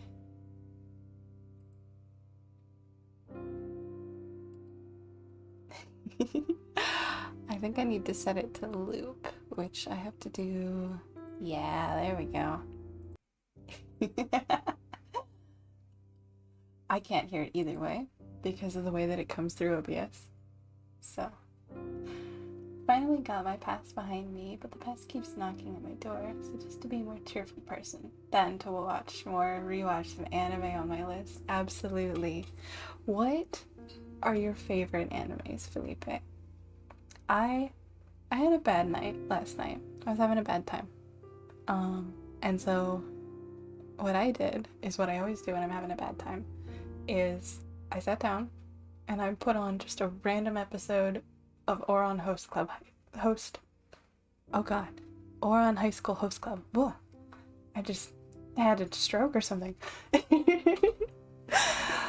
Ouran is my comfort anime. Absolutely. Gate right now. Do I know that? I heard of Steins Gate, if that's what you mean. I haven't watched that yet. Is that what that's called? Oh god, I'm very head empty. What's it about? Not Steins Gate. Okay.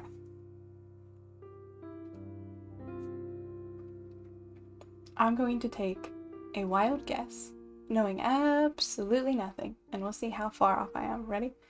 I'm gonna say isekai video game anime. Am I right or wrong?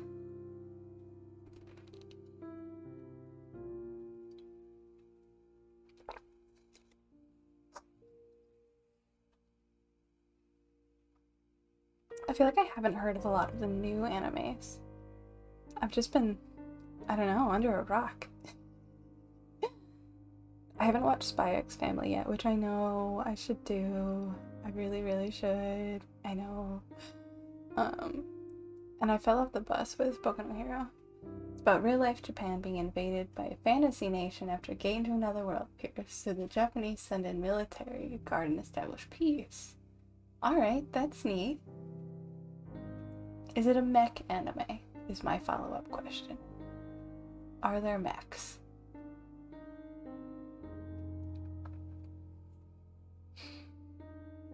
I want to say that I tend not to enjoy mech anime, but I love Code Geass, which I think immediately means that I can't say that.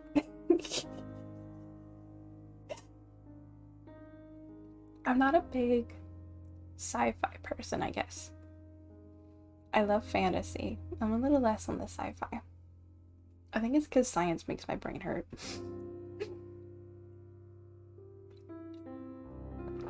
Actually, no, it's like real-life military equipment actually is. Okay. That's interesting. So somebody had to like, probably like a big like military buff, like was in part of the creation of this. That's cool.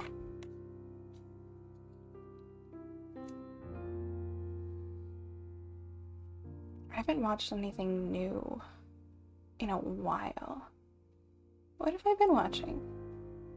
We watched an episode of Fruits Basket last night also, which I have watched all of Fruits Basket. I love Fruits Basket. Fruits Basket makes me bawl. But as far as new anime, also not new, but new to me, we finally watched Disastrous Life of Psyche. Like Psyche K, like the dub that's on Netflix, the first one, not the sequels or anything. That's a lot of fun.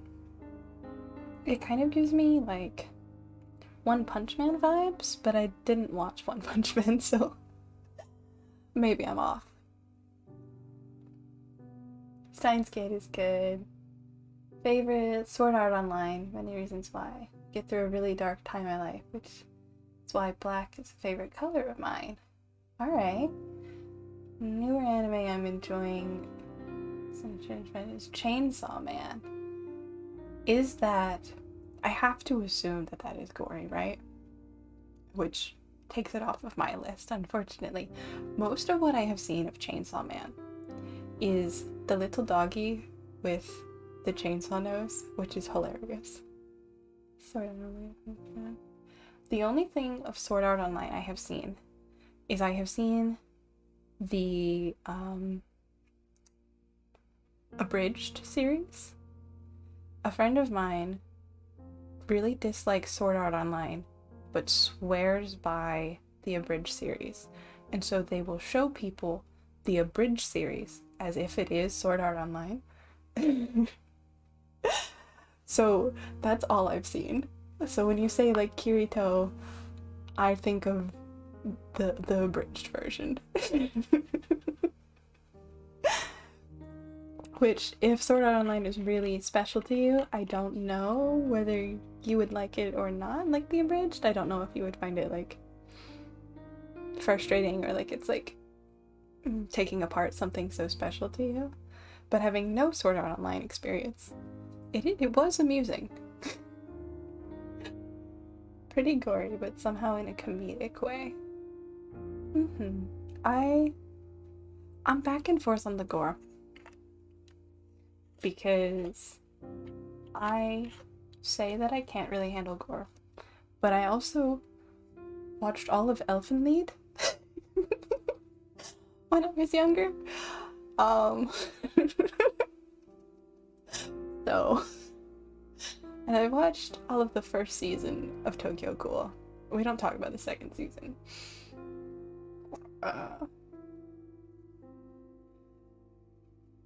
Regardless, it has its moments.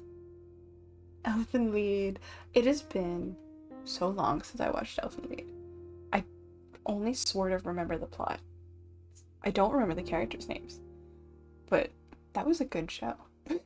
That's most of what I remember, is that I really enjoyed it. And I would rewatch it, but I feel like my gore tolerance has dropped a lot. And so I don't know if I could.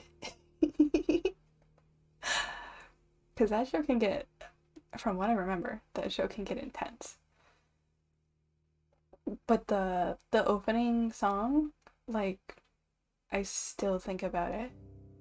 Did you mention Code Geass? I actually watched that months ago. Yeah, so I have only watched like the, I assume, original Code Geass. So like the show, like the first season, and then the Lelouch of the Rebellion. That's what I've watched. I haven't seen any of the like movies or whatever newer stuff came out, but like the stuff that was around by like 2012-ish, I've seen that. And then I rewatched it recently with someone. I wanted to show it to them. I really enjoy it. I think it's like, I guess it kind of tickles the same part of my brain that Fire Emblem tickles sometimes, of the like, it's like there's politics, but it's not so so complicated that you are like, I'm totally lost. The last thing I remember from Code Geass, I mean, it's a spoiler. I watched the show, so I watched through him, you know, rising up and coming to power and taking over, and then the whole thing with the parade and Nonali and the second Zero showing up, and, you know, for lack of spoilers, I'll just say, just in case anyone else is watching, Zero takes out the, like, dictator, and Nonali is crying. And if you know, you know.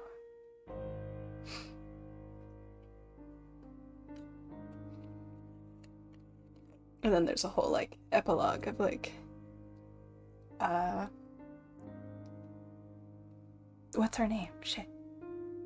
The redhead. And she's, like, talking about, like, you know, like, okay, here are the things that happened ever since you did that. And, like, that's kind of where that episode ends. And that's as much as I've seen. So I don't know if, like, the movie or whatever that came out is, like, just like a movie version of the same thing, or if it actually tells a different story, or what. I haven't looked into it. But I did very much enjoy the show. All I remember is the song, Colin, yes, thank you. I was like, it's not Karen, what is it? Colin. All I remember is the song that plays during that scene. Code Geass music, that's what I was gonna say. Elfen Lied music, like the opening theme, sits with me. The original Code Geass opening, like Colors by Flow? I don't think it's Flow by Colors. It's one of those. That still sticks with me. That was one of the first songs I ever, like, bought with my own money, like, off of, like, iTunes or whatever. It's still on my workout playlist. I love that song. There's something, I don't know, just something about the way it makes you feel when you hear it. Colors, yeah, okay. I was like, I think it's Colors, and I think Flow is the band, but God knows. Absolutely, absolutely a banger. I also, in my D&D game, I run D&D for my friends, and so sometimes I use some of, like, C2's music when they're interacting with a certain goddess. They're like, doom wah, that music. And so every time I start playing that music during session, that's when they've got this fire goddess who can't talk. She just appears in the flames, and she's got this, like, romance going on with our paladin, and so they're very fun. Yeah, the music from that show sticks with me. But of course, the anime song that sticks with me the most is always going to be Unravel. Because yeah, I almost want to say that I watched most of Tokyo Ghoul for that song. I enjoyed Tokyo Ghoul, but that song, that opening, is so good. And I mean, the second season isn't great anyway, and I stopped watching it. But the difference between the openings for the first season, and then you switch to the square root or whatever, and the opening is such a different tone, the music is so much different, and it's like, it's just a total, like, 180.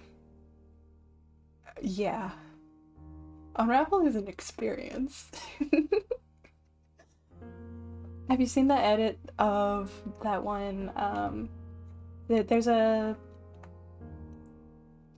like fan animation of, like, Kazuha's backstory from Genshin, of, like, how he ended up, like, in the ocean and fished out by Beto, right?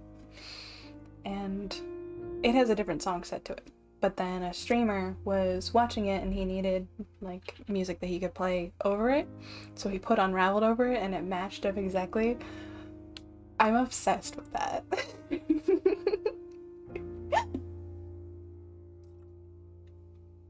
And there's an MMD motion like Mika Muka Dance, right? There's an MMD motion to Unravel, and I am constantly trying to convince a friend of mine who does MMD stuff to make one with Kazuha and A because I need it. It's so good.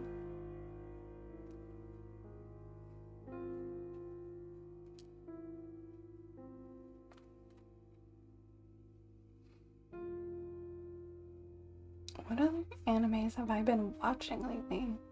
You know, originally I thought this stream was gonna be like a little bit of chatting and then a bit of gaming, but I'm kind of liking just hanging out and chatting, just having like a New Year Zatsuda.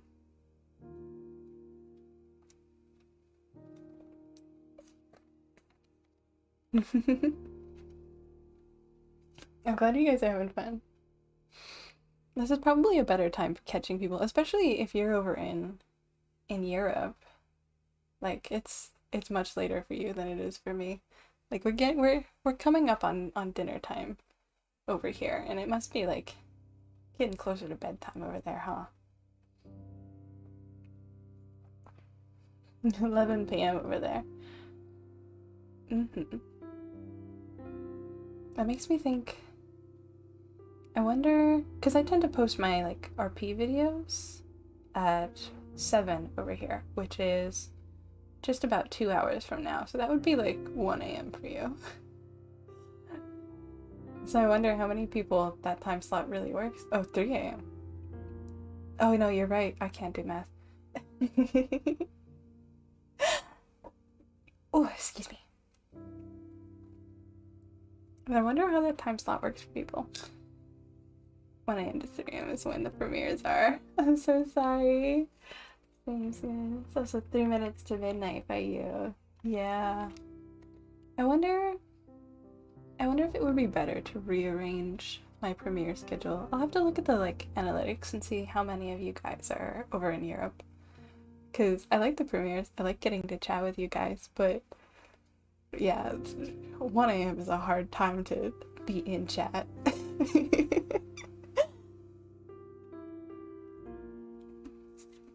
I'll look at the analytics and think about it. Because this is definitely a lot more fun for me when I can interact with you guys. South Africa. Oh, so does that mean it's summer for you? Is that how that works? But I do still remember the one time I was able to catch the premiere. Yeah, you were on, was it the Beidou one? Maybe? I remember because I felt bad because it was a shorter one.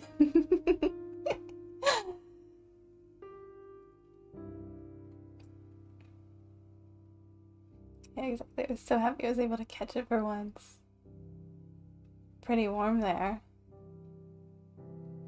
It like boggles my mind to try and think about like the holidays and like the time periods and like when my birthday is and stuff, and thinking about it being in like the opposite season, which I'm sure it probably feels really weird for you to imagine like New Year's being cold, right? For me, the thought of January being warm is wild.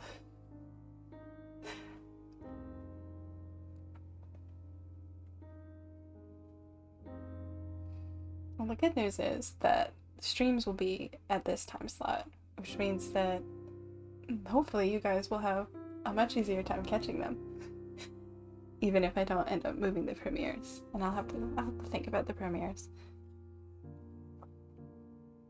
Pretty warm in winter over here too. That's fair, yeah. Yeah. We've had, where I live, we get cold winters, but it's been a warmer winter. Like it really still hasn't felt like winter. It was cold during like Christmas week, but that was about it.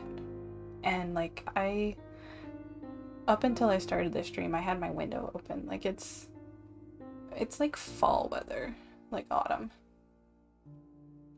Because we can't use heating due to the whole Nord Stream situation, but here we are with open windows to cool off. Yeah. I mean, I guess I guess that's good then. Like, you don't have to worry about it. 12 degrees Celsius. Oh gosh. Really, question, what's one of, if not your number one anime? Alright. So, I'm obligated to say Oran because of the sheer number of times I have watched it. But that's because it is a comfort anime for me. So anytime I'm having a bad time, I will watch Oran. In terms of, like, top 3, I guess, I have to think for a minute. Because it's hard. Out of the long ones, I didn't watch, like, Dragon Ball or, like, I did watch some of Yu-Gi-Oh! I didn't watch, like, Dragon Ball or Bleach or any of them. I was a Naruto kid. But I also fell off the bus around Shippuden, so... For most it's good, but there's me who much prefers the cold. Oh no. Yeah, I like a chilly autumn, so sometimes we get that thing where it's like summer and then suddenly it's winter and you don't get autumn at all, and that makes me so sad. So I can imagine having a warm winter sucks. Animes I like. God, I like so many. I'm like looking around my room, but all of my merch is video games right now.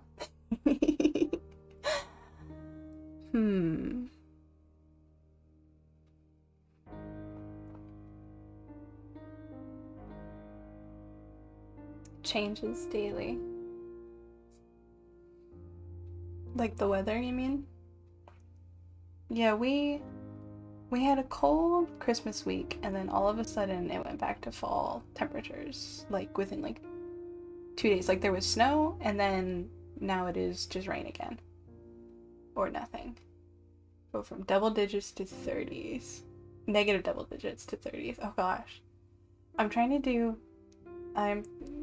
a filthy American. I have to like do the calculation in my head. 30 is hot. 30 is super hot, isn't it?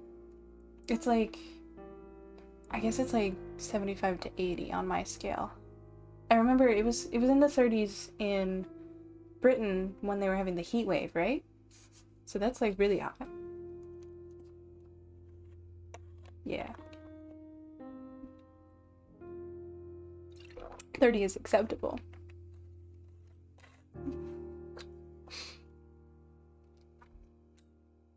Summers are 40.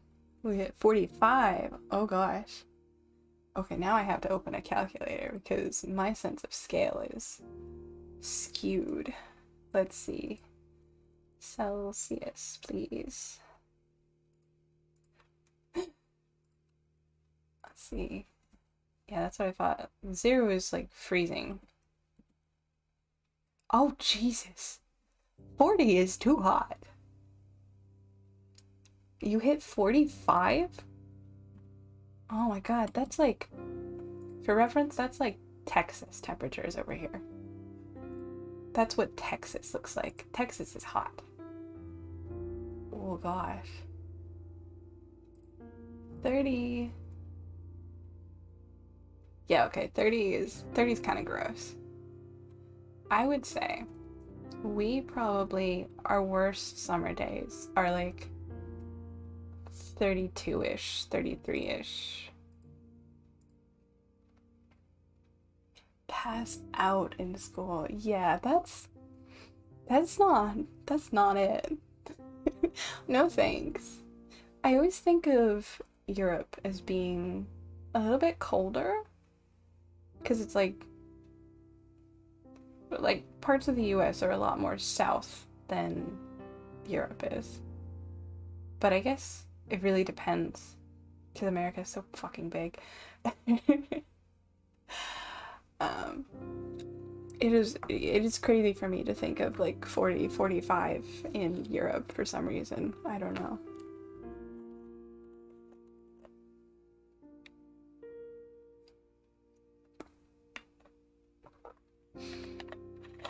What is my preferred temperature in Celsius?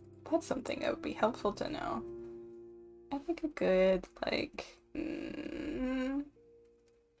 15-ish, I guess. 15 is pretty comfy. Because then you can wear like a light jacket, right? It used to be colder until once more we just kicked off out of nowhere. Interesting. I feel like I moved to this region a couple years ago, and the area where I am is known for having like cold-ish winters. But since I moved here, they've all been like warmer than where I was before, which was an area that most people stereotypically assume would be hot. So yeah, the weather's weird. Any more thoughts on your top 3? I probably would rank Fruits Basket pretty high. Fruits Basket rips me apart, but I love it very much. It's got a special kind of. I think I was gonna say this when you were saying that Sword Art Online is special to you. Fruits Basket obviously makes me think of family, right? Because that's like one of the main trends of the show, I guess, like one of the main themes of the show. But it was really special to me because I watched it with my mom, and Toru's mom reminds me a lot of my mom for certain reasons. And so, on the one hand, watching her go through that grieving process is rough. But so it's really special to me for like family reasons, you know? Do I want to say this? I think I've grown out of it, but I was in a big Hetalia phase. Just to air my dirty laundry here. I was a Hetalia kid for sure. I don't think I would put it in my top 3 anymore, but if we're talking about like animes that consumed my life, Hetalia was up there. What else did I really like? It's been a while since I've watched anything. I did enjoy My Hero. I just didn't finish it.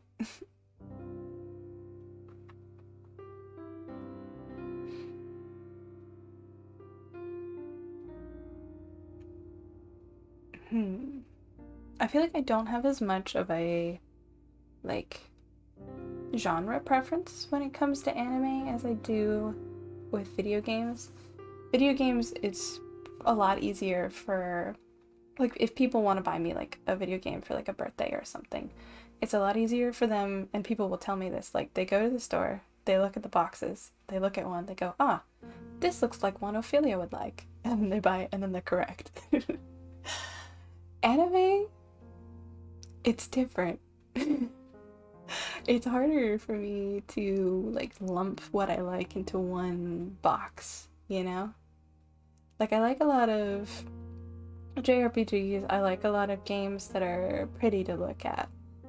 I like games that have like puzzles and a lot of like thinking and stuff like that. But anime, it's like my taste in video games is I like them if there are anime characters in them. So my taste in anime is I like them if there are anime characters in them, which is all anime, isn't it? I had a lot of fun with Madoka. Madoka Magica. I mean, everybody says Madoka Magica fucked me up, dude.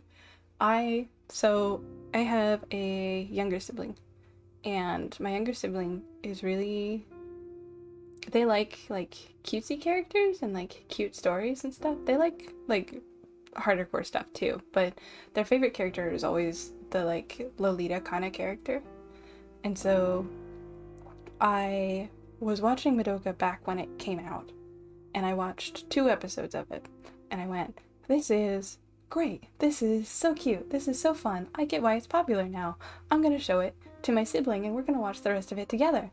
So we sat down and we watched episode 1 and we watched episode 2, and they got really into it, we were really into it together, and then we hit episode 3.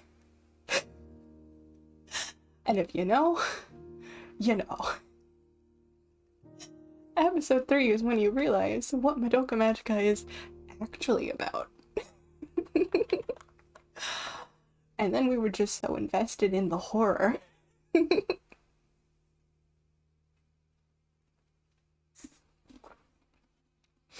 It turned into almost a family thing because we were watching it in the living room and we binged it all in a day.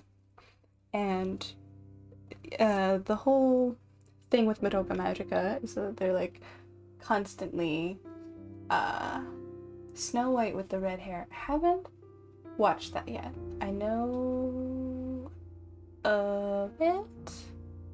I think I've heard the name. Is it good? What's it about? Should I check it out? With Madoka, you know, there's the whole thing where Kyubey is constantly trying to get them to make a contract. That's his name, right? I think it is. He's constantly trying to make them get a contract, and so like every episode is like, make a contract, right? And so it got to the point where my family, one was also in the room with us, and another was in their bedroom down the hall, but they had the door open so they could hear the show. And so it got to the point where Kyubey would be like, oh, Madoka, make a contract! And my entire family would be like, no! Like, they weren't even watching, but they were like, no! Don't make a contract! He wants to kill you!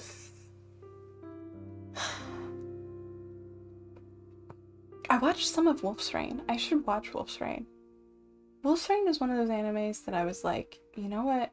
Now that I'm older and I have like more awareness of the world and whatever, I feel like I would really like it if I watched it again and actually understood what was going on. I feel that way about Full Metal Alchemist also. I should have finished Full Metal Alchemist and I did not.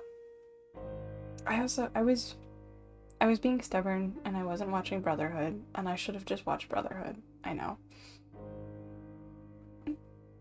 I have seen the infamous Nina scene though, so rest assured, I am educated. Snow White with red hair is probably one of the best romances I've seen. A bit cliche, but I didn't care. Alright, I'll put it on my list. Brotherhood is good. Yeah, the more I hear about Full Metal Alchemist, the more I think I would really like it, and I think I just watched it at the wrong time in my life. So I should get to it. But it's long, and I'm intimidated by long things. Wait. Moving on. Remember to drink your water, everybody.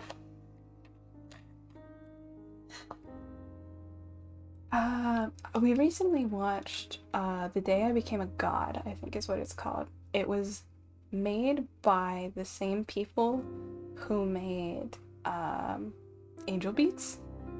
So, and I said, like, as I started watching it, we started watching it, and it's zany and it's kooky and it's funny. And I was like, the goddess. I was like, okay, you need to watch this. And I sat down with somebody and I was like, okay, we need to watch this together because this is going to be so fun. This is going to be so funny. And we were watching it. I see you are educated.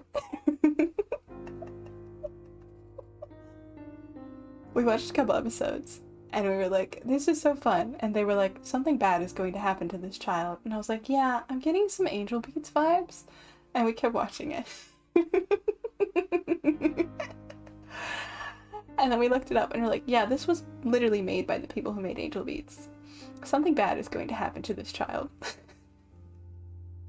And then, lo and behold, something bad happened to that child. But that was good. That was a good one. I don't know if I would watch it again just because I feel like it's the kind of thing where you need to experience it kind of blind once. And that experience you get from it, that like gut punch when you watch it. The anime I'm talking about is like The Day I Became a God, I think is what it's called. Let me double check. I have not watched Clanad.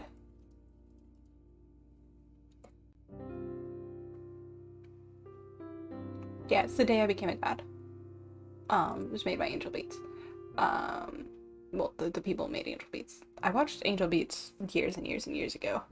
Um, Angel Beats was good. I've watched Black Butler, not past the first season. I've not watched Clanad.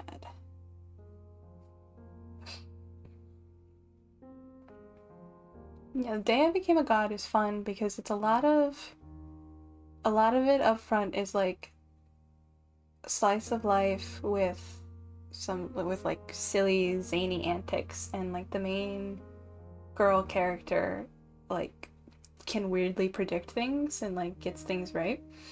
Um and so there's kind of like the prevailing question is like, okay, is she serious? Is she actually a god? And then you go through it, and then it turns into a gut punch, and it's really good.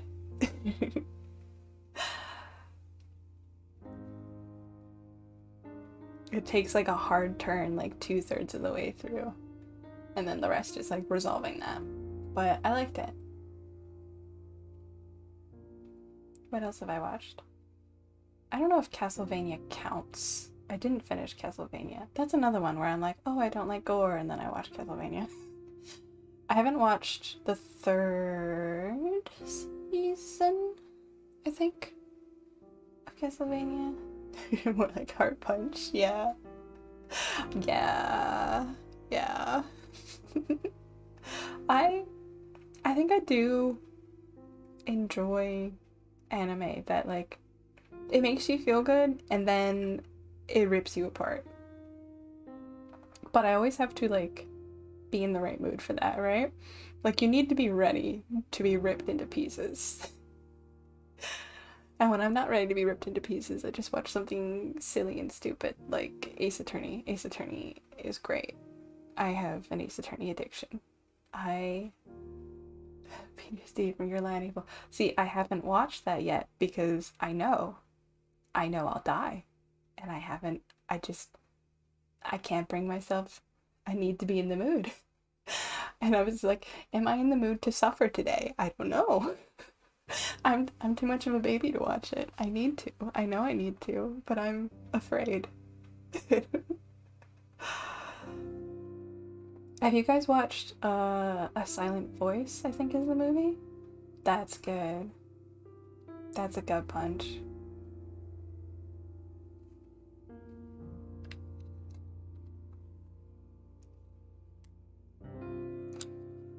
You would know it. It's an anime about a deaf girl and her former bully. Mm-hmm. Yeah, exactly.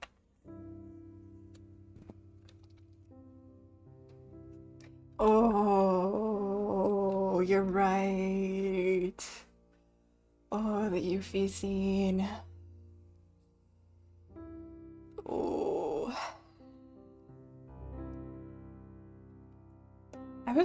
Somebody was talking about that recently somewhere around me. It might have been my sibling. It was somebody who was like, if he had just kept his mouth shut. Somebody was saying that they had to stop watching Code Geass at that point because they were just so mad. I watched Death Note. That was bad, yeah. I watched Death Note. I feel like Death Note was good until the turning point with, where they switched investigators, if that makes sense.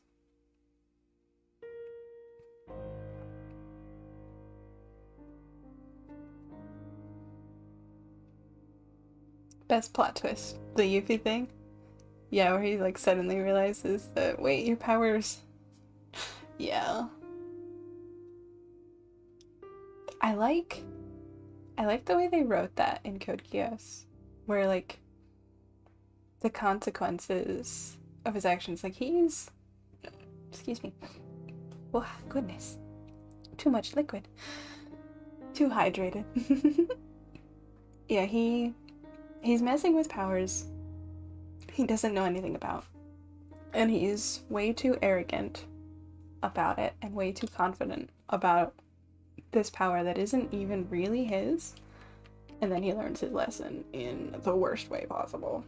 And I like that. I like that storytelling. I'm gonna go rewatch Death Note. I rewatched it a couple years ago. I got my mom into anime, and so I've slowly been showing her anime. So it started with, it used to be she would walk in on me watching like the worst scene of an anime, like with Fruits Basket. Like she walked on me with Oron during one of the twin scenes, and then she walked in on me during Fruits Basket with the scene where Hatsuharu is proving to the like uppity club president that his hair color's natural. And so she was like, "What are you watching?" But I slowly converted her, and so I've been showing her anime and slowly getting her into different anime. And then she was watching some anime on her own. She watched Is It Wrong to Pick Up Girls in a Dungeon, I think is what it's called. I watched one season of that. I have to get back to it. I like the wolf guy, but I always like the wolf guy. If you haven't noticed, I enjoy animal ears. I should get back to that. I liked the concept, for sure. Oh, that's what I watched! My Dress Up Darling. I love My Dress Up Darling. Oh my god. I can't believe I forgot it. That's a new one. Ish. It's newer. Came out like this year, right? My mom nearly saw grade 9 me watching High School DxD. The name vaguely rings a bell. There's so many things out there.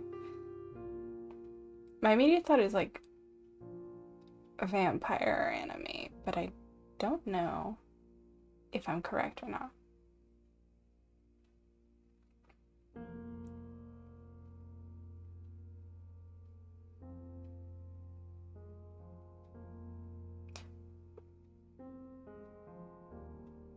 Dress Up Darling is one I want to watch. Dress Up Darling is awesome. Dress Up Darling does have some serious fan service, so if you're not into that, just be aware. There is some like it pushes the limit sometimes, but Dress Up Darling is so good because Maureen is amazing. I love her character because she's very much about just do what you want, be yourself, be happy as yourself, and that's so important. And so just the passion she has for her own interests is amazing and endearing. And as a cosplayer, like I really enjoy the show just as a cosplayer, but watching her bring the main character like out of his shell and all of that is awesome. So definitely I would recommend it. Yeah, so the plot is that she loves characters. She plays like arrow dating sim games, and she wants to cosplay a character from it, but can't get myself to continue it after episode 3. I really liked it. She doesn't know how to sew, and there's a boy in her class who comes from a family who makes like traditional Japanese dolls, so he does know how to sew, but he's super shy and embarrassed about his interest. And so the two of them, through shenanigans, team up, and she kind of like brings him out of his shell, and he gets like really involved in the cosplay, and it's great. But there's so much care and love put into it, and it's clear that the people who made it like really at least did their research, but it feels like a love letter to cosplay while also being like a cute and funny romance, and I really like them. There's a vampire in it, yes, but that isn't the main point. Makes me think of two things. Makes me think of what you're saying there. Rosaria plus vampire? Is it? No, it's Rosario plus vampire, right? That's the name of that? That's just entirely Monster Girl fan service, but it was fun. But also makes me think of, is it, I'm gonna double check this before I say it.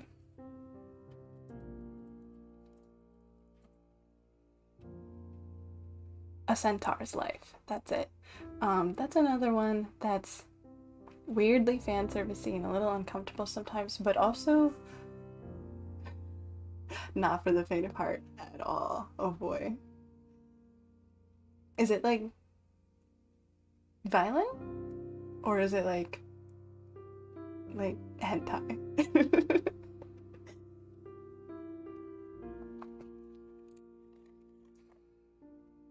A Centaur's Life is like very fan servicey, but the world building is so interesting.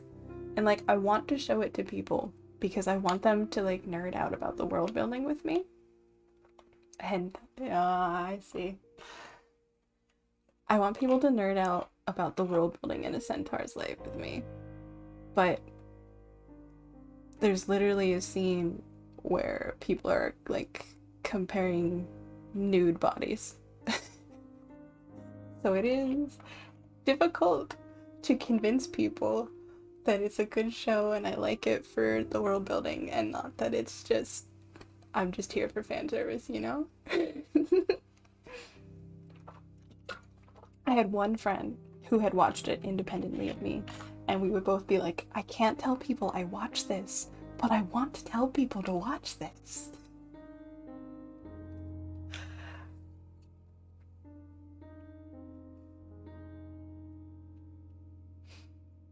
So that was a fun one. I'm trying to think. I get a kick out of like silly, zany anime. Rito the Healer. I don't know that one. I'm going to assume it is also questionable given the line of topic. Let alone left the studio. Oh gosh. I'm getting like, oh, what was that one infamous one? Do I dare even say it? It had like Pico in the title. I didn't watch it. I just know that everybody reacts violently when they good, better you don't. Definitely not the direction I thought this chat was gonna go. We're gonna, yeah, yo. I remember the name, and I remember everybody basically screaming about it. I never looked at it. It's like, maybe it's best not to get involved in this.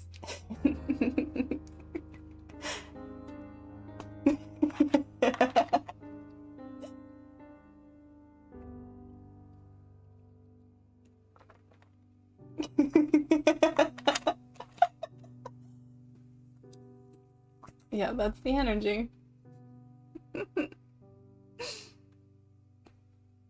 What I should do is I should watch the Danganronpa anime because I played the first game and I'm obsessed, but I'm making someone else play it with me and they are taking forever to play with me.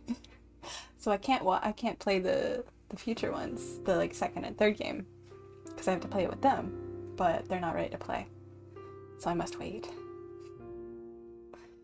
Yeah, the art style is great. I love the like, I remember it being really big and all over like Tumblr and stuff, and I never knew what the heck this was and I never got involved. But then, you know, like 2 years ago or something, they put them like on sale on Steam or something, so I got them. It's fun. I guess it's, I wouldn't call it horror. Oh, that's our ending alarm, so we'll wind down here.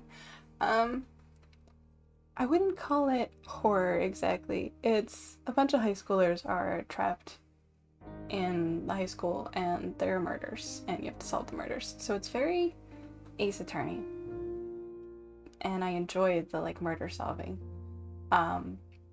But there are like executions, which I think the executions are hilarious and they amuse me. But some people are like really disturbed by them because they're like super, super over the top. Like launch 800 rockets at you to blow you up, right? So for me, just the degree of ridiculous and over the top entertains me. For some people, it's like, oh, there's my cat. She's come to tell us it's time to end stream. I think I know what you mean. This is, well, maybe. I've only seen the first one, the first game. So if you're talking about the like burning at the stake one, then I know what you mean. If not, then I don't. And don't tell me. Next, well, the next type anime watcher was it? I'm not super into mechs, is the thing.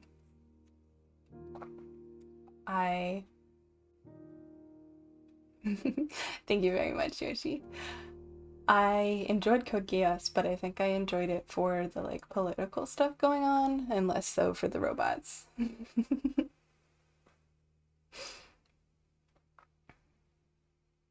My favorite case of Danganronpa 1, without spoiling, is the third case, which I hear everyone else hates, but I think it is wonderful. It is very complicated, and I was streaming just with a friend while I was playing it, just showing it. I got all of my friends into it by just like streaming over Discord. I was streaming with a friend, and we were sitting there for like 6 hours being like, okay, but wait, how did this happen? How did that happen? Hold on, what's going on? Without spoiling, it's the one where the bodies move, if that makes sense. I love that case. I think the perpetrator should have gotten away with it, but that's just my opinion. Who's my favorite Danganronpa character? Oh, it's probably Junko. That's everyone's favorite, isn't it? I really like Kyoko, though. The political tension was really fun, and 86 was the name. That reminds me, I really like Skate. Just seeing the number 8.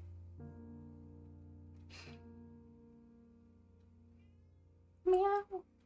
Okay, she probably wants dinner, and it is about the time when I was going to stop streaming, and I once again have consumed too much water.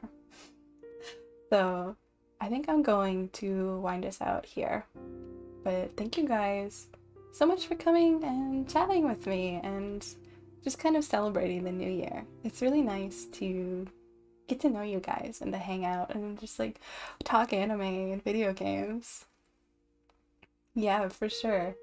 I'll keep the streams on this channel for now. I'll think about it a little bit more, but I'm already looking forward to the next one, and I'll put my schedule on the community tab in a couple minutes. It was amazing. Oh, I'm so glad. It's already up on my Twitter if you guys already follow me there, but I'll try to get it up on here real quick. Been a blast talking to you. Well, it's been fun talking to you guys too. But for now, I'm gonna head on out. So thanks for coming, guys. Take care of yourselves. Make sure you drink water. Take any medicines you need. And I'll see you in a few weeks. Take care. Bye-bye.